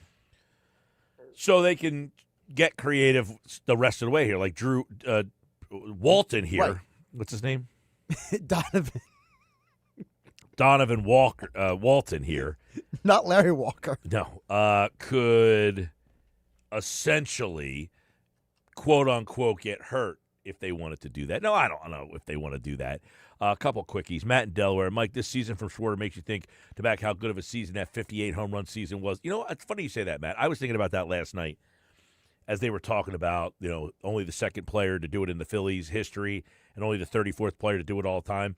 And I'm going back and thinking, was this season from Schwarber more fun to kind of be a part of and watch than the Ryan Howard season? He had 58 home runs that year, Ryan Howard. Let's look at the numbers between the two guys real quick. So Schwarber, going back to, in 2006, Howard had 58 homers and 149 RBI. So those numbers are going to be better than Schwarber. I don't think he's going to get to 149. And he'd have to get really scorching hot. That's not happening. Could he hit 8 more homers? Yeah, possibly, but I doubt it. 240 is the batting average. You know what Ryan Howard hit that year? Do you have a guess? What Ryan Howard hit the year he hit 58 homers? 275? 313. Seriously? 313. You know what his on-base percentage was? Well, he's batting 313. It's got to be like 400. 425. Wow. Think about the season that Schwarber's having. The season that Ryan Howard had that year is astronomically better than Schwarber's season. Not even close. Is that fair to say? 313 with a 425 on base. That's insane. His slugging percentage was 659.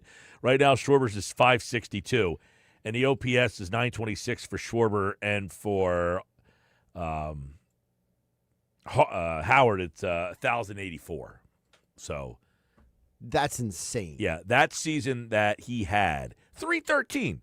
He hit 313. He'd be the batting he probably would have won the Triple Crown right now. 58 homers, 149 In RBIs. today's baseball, he'd be the best player on the planet.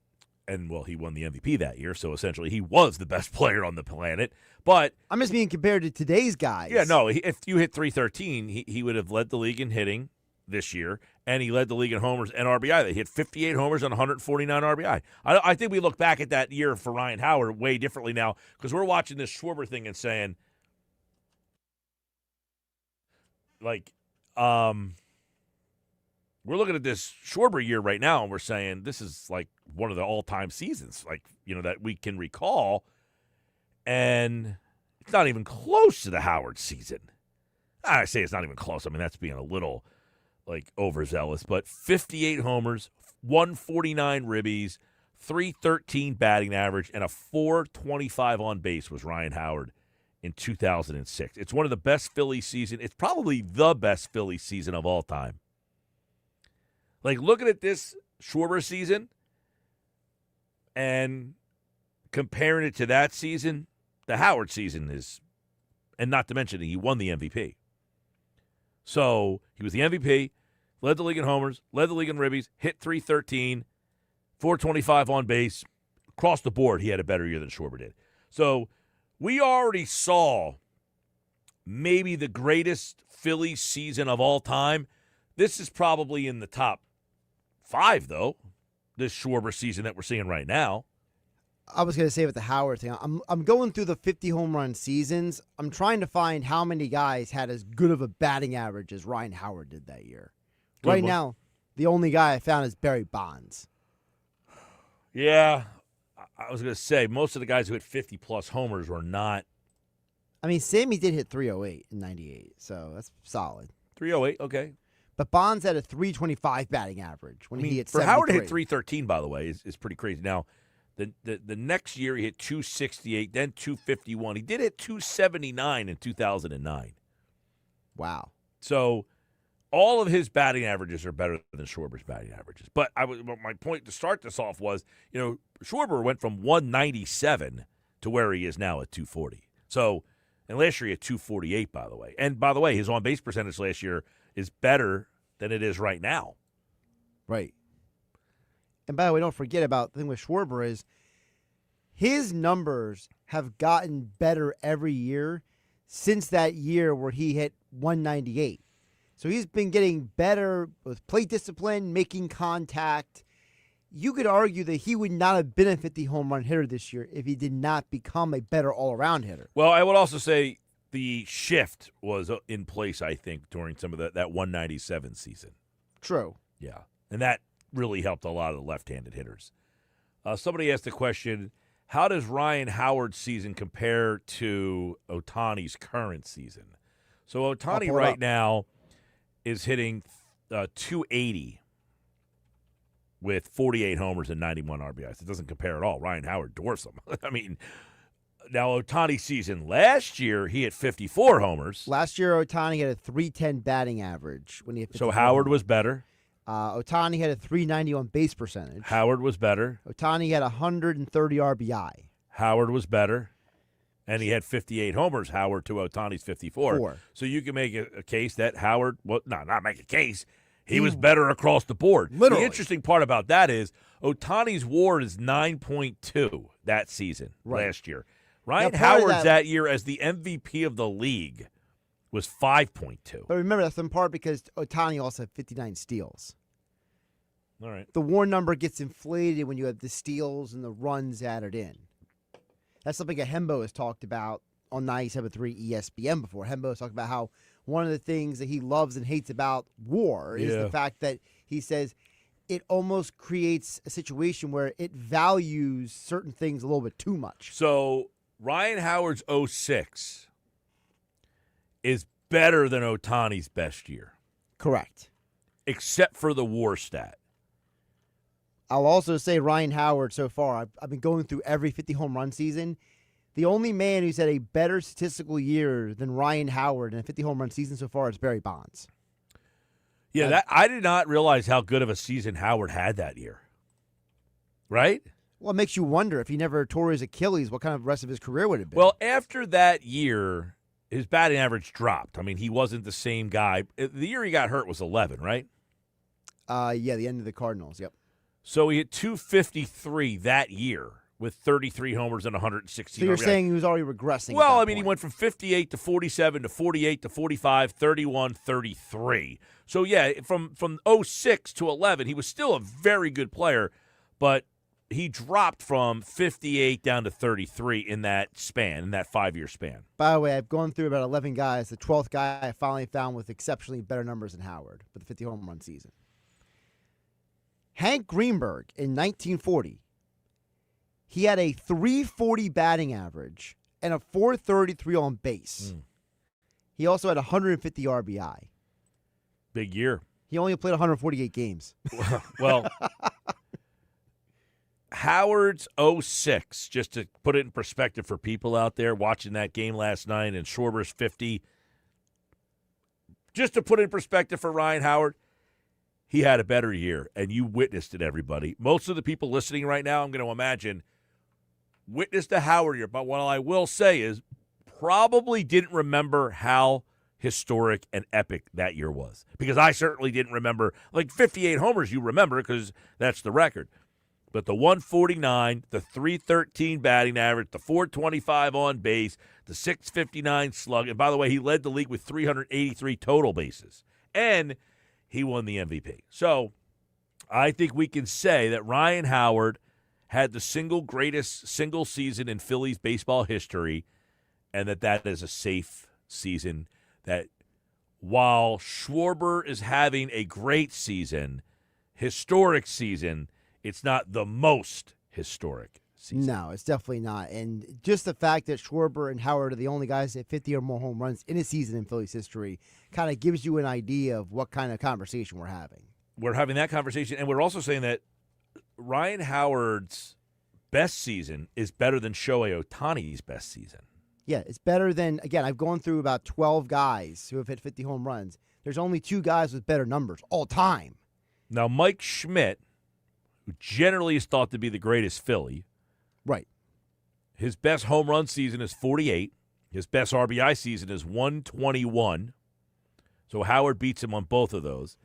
His best batting average season is 316, but that was in 102 games. Okay. It's a little different. Right.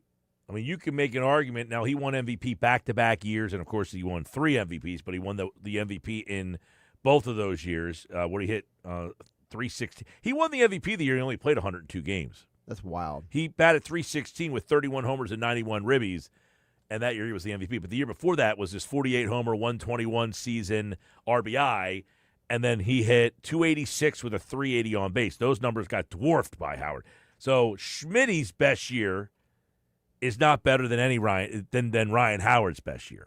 And I don't think that you could put any other Philly best year with the power and everything up against. Right, what you're talking about is the power, the batting average, the on-base percentage, the whole 9 yards. Right, like if you're looking at like Richie Ashburn, one of his best years, he never was Well, a like home Richie run Ashburn led Major League Baseball in batting average. He won the batting title in 1958. And it's like... It's the last time a Philly has won the batting title. Right, so it's like, but Richie never hit more than what, like 8 home runs in a year, I think? He hit 14 homers. Wow, that's surprising. In 1950, but not 14 homers.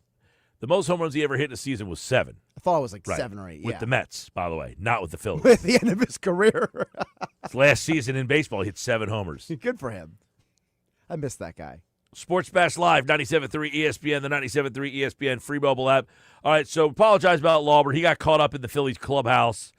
So we'll try to catch up with him either later on in the week or next week. Phillies and Mets tonight.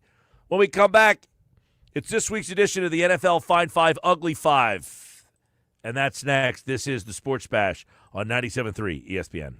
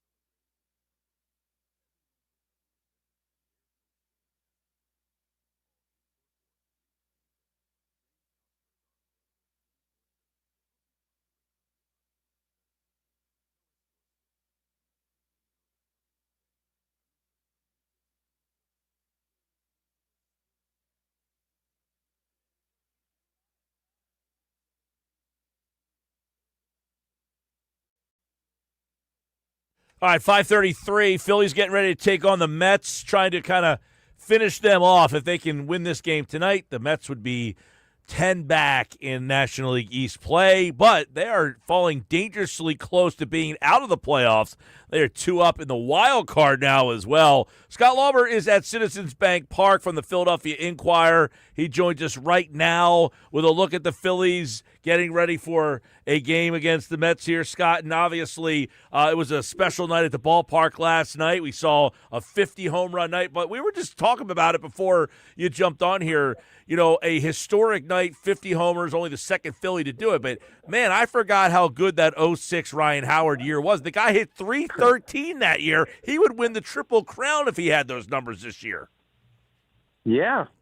No, I mean, it took me back, too, because that was my first year covering Major League Baseball, 2006. So I remember that year. And, I mean, look, he won the MVP, right? And they don't just hand that out. So, like, obviously there were the 58 home runs, but you said it. The batting average, the fact that, managers were terrified to face him, I mean, they remember as he got closer and closer to 60, they talked about, well, would anyone ever pitch to him? Because remember, nobody, it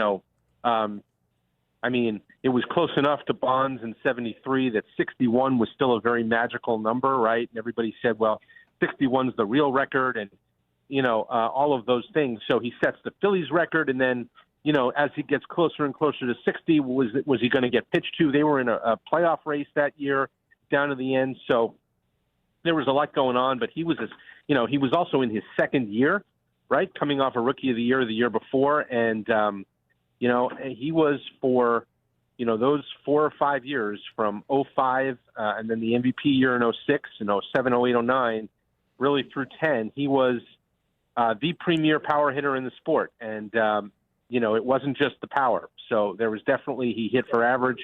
He did it all, and he walked a ton. So, it kind of forced me to kind of look back at that year too last night. And I think he hit number 50 in like game 136 or something like that. So he was ahead of the pace that Schwarber's on. And I don't know how many Schwarber's going to end up with, but and I discount nothing because we've seen him go on these binges before. Yeah. But, with 17 games left and 8 home runs to match Howard, it's going to have to be quite a run here down the stretch for him to get to 58. Especially with the way he hit that one last night. That was a laser shot after he's been, struggled a little bit. For him to hit that one, you almost feel like there is a little hot streak coming. But, Scott, he is in the 2-hole. Are you a little surprised that they elected to keep him there? First Harper. Then yesterday, Topper said, he probably won't hit, Bader against right-handed pitchers. Well, here we are the next day, and there's a right-handed pitcher, and Bader is back at the top of the lineup. Are you a little surprised that, number one, it wasn't Schwarber initially, and number two, that they're just going to try Bader there again?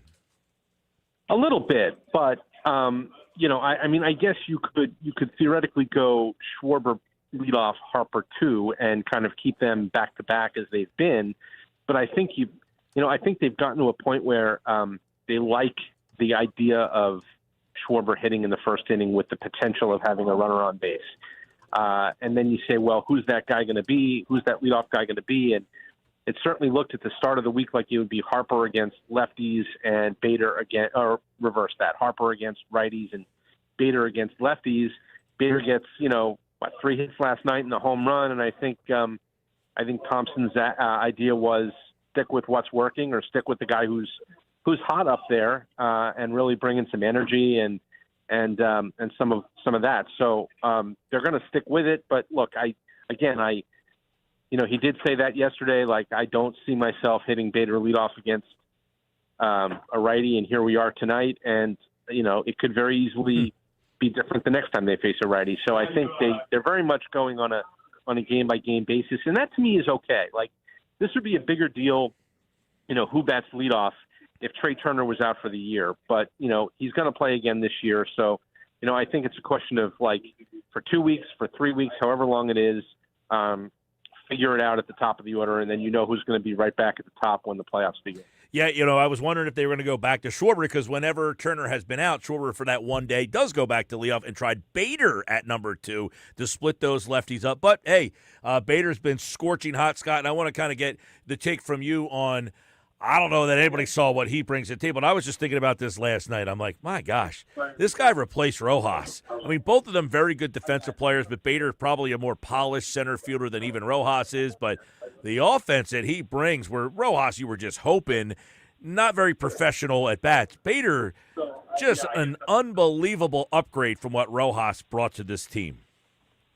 Yeah, they caught him on kind of an upswing, too, because he was playing well in Minnesota, and he's a streaky player and has been throughout his career. And when he gets on a good streak, like, ask the Yankees, like, what he did for them he kind of was the igniter of their offense for a series in the postseason a couple of years ago and really kind of got them going. So he's capable of doing that. Now, it's maintaining it that is the trick, right? Because if he could do this all the time, he'd be an all-star center fielder, and he is not that. So I think it's just kind of riding this wave while you're on it, and how far can it go, and what do you do when it stops? Is he?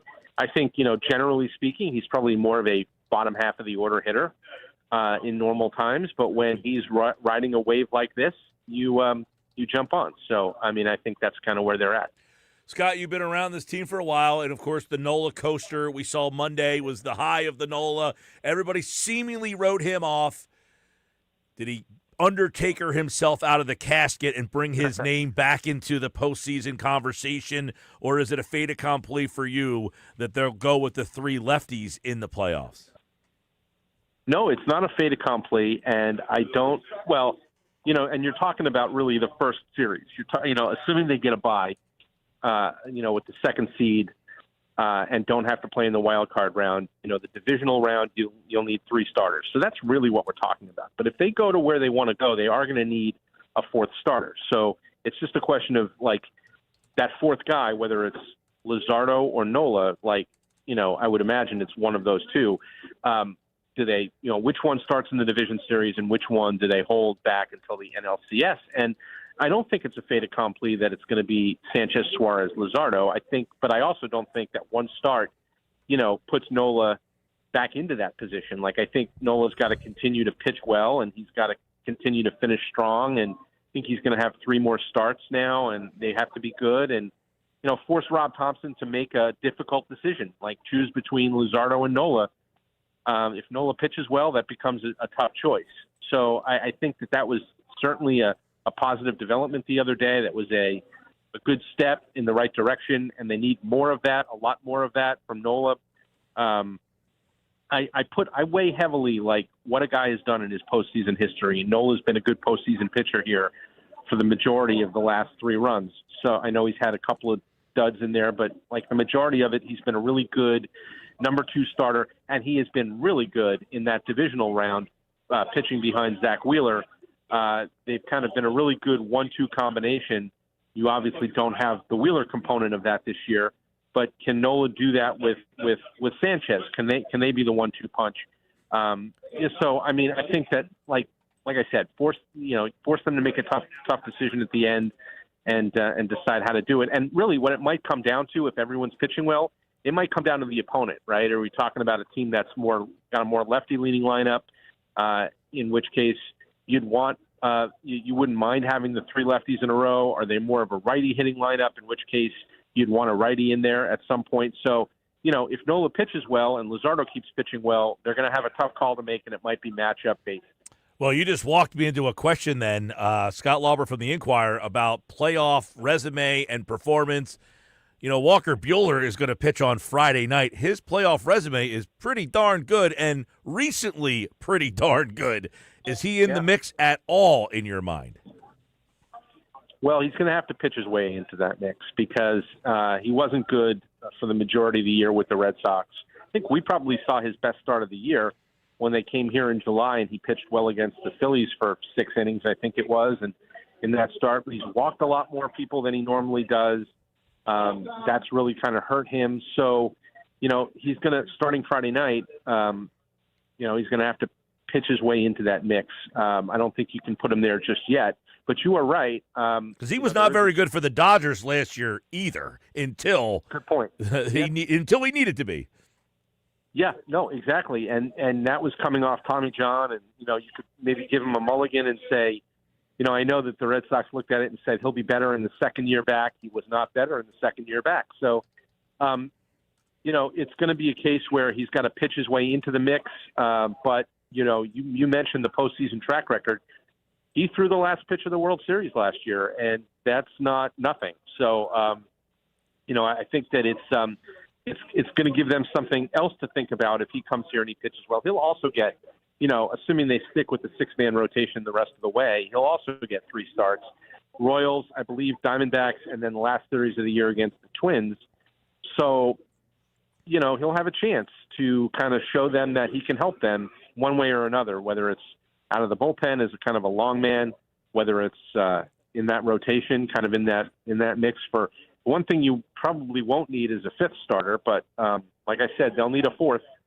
So he'll have to pitch his way into that conversation. All right, Scott Lauber's with us. A couple quick ones here. Was there any thought, or would there be any thought? I know they promoted Aiden Miller up. That if Turner was not healthy, and that was looking that way. Over the last 2 weeks of the season, if they had a lead in the East and maybe they're up, to say, you know what, let's see what this kid can do, or is that not a possibility at all? I don't think so. I don't think that's on the radar. They have a plan for him. He's going to finish out the year in AAA, and then he's going to go play in the Arizona Fall League.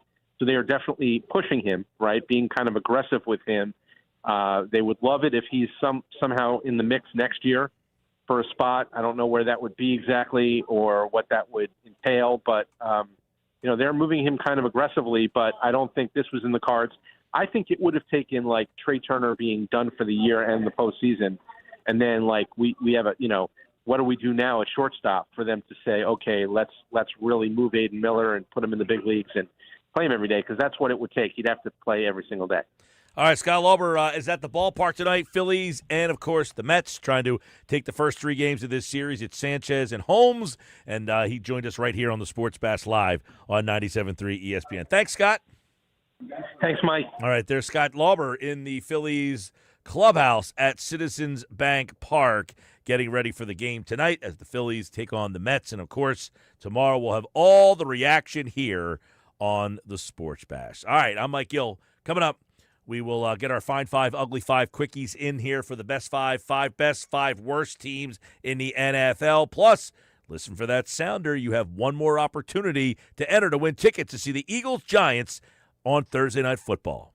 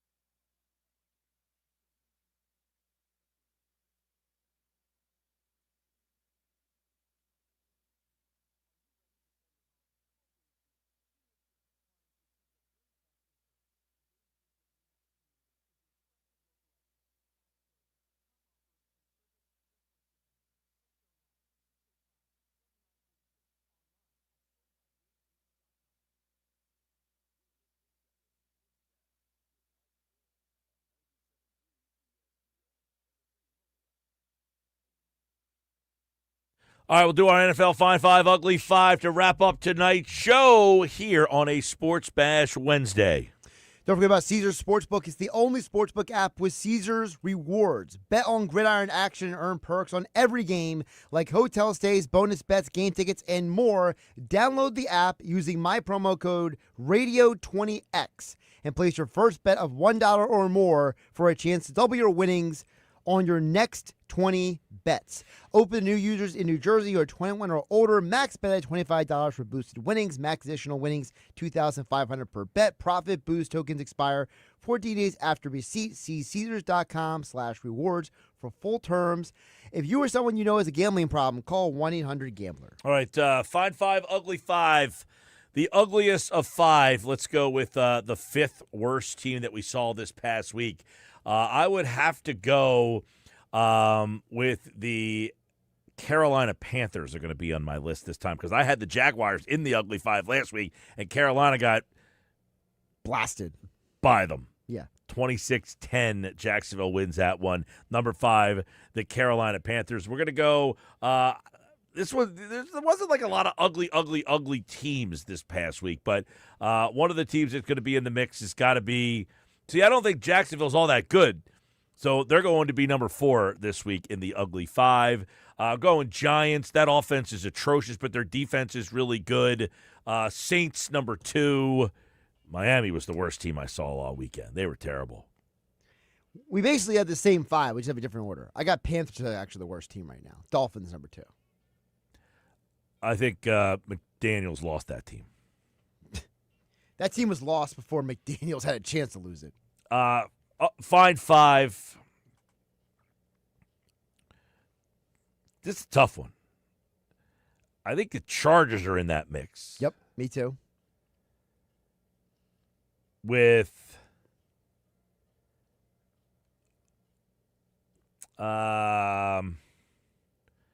Chargers, Packers. I'll say, are you rethinking this order? Well, Chargers, Packers. 5-1 here. Well, because Baltimore really kind of sketched me out a little bit. Okay. Their defense was reprehensible in that game. And, of course, Derrick Henry fumbled.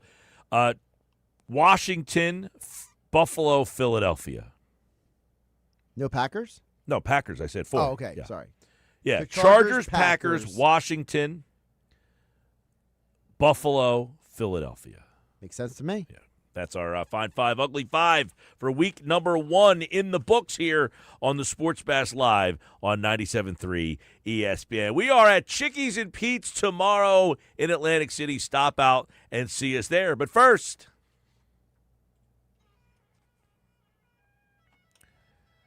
let's get you out of here with a chance to score tickets to see the Eagles and Packers. 609-573-3776. 609-573-3776. Caller number 7 right now. You can win tickets to see the Eagles and Giants. You didn't win the tickets yet. You have a chance to win those tickets. You must be present to win at Maynard's in Margate, 9306 Amherst Avenue. Maynard's in Margate. Sports Bash live on Wednesday, September the 24th.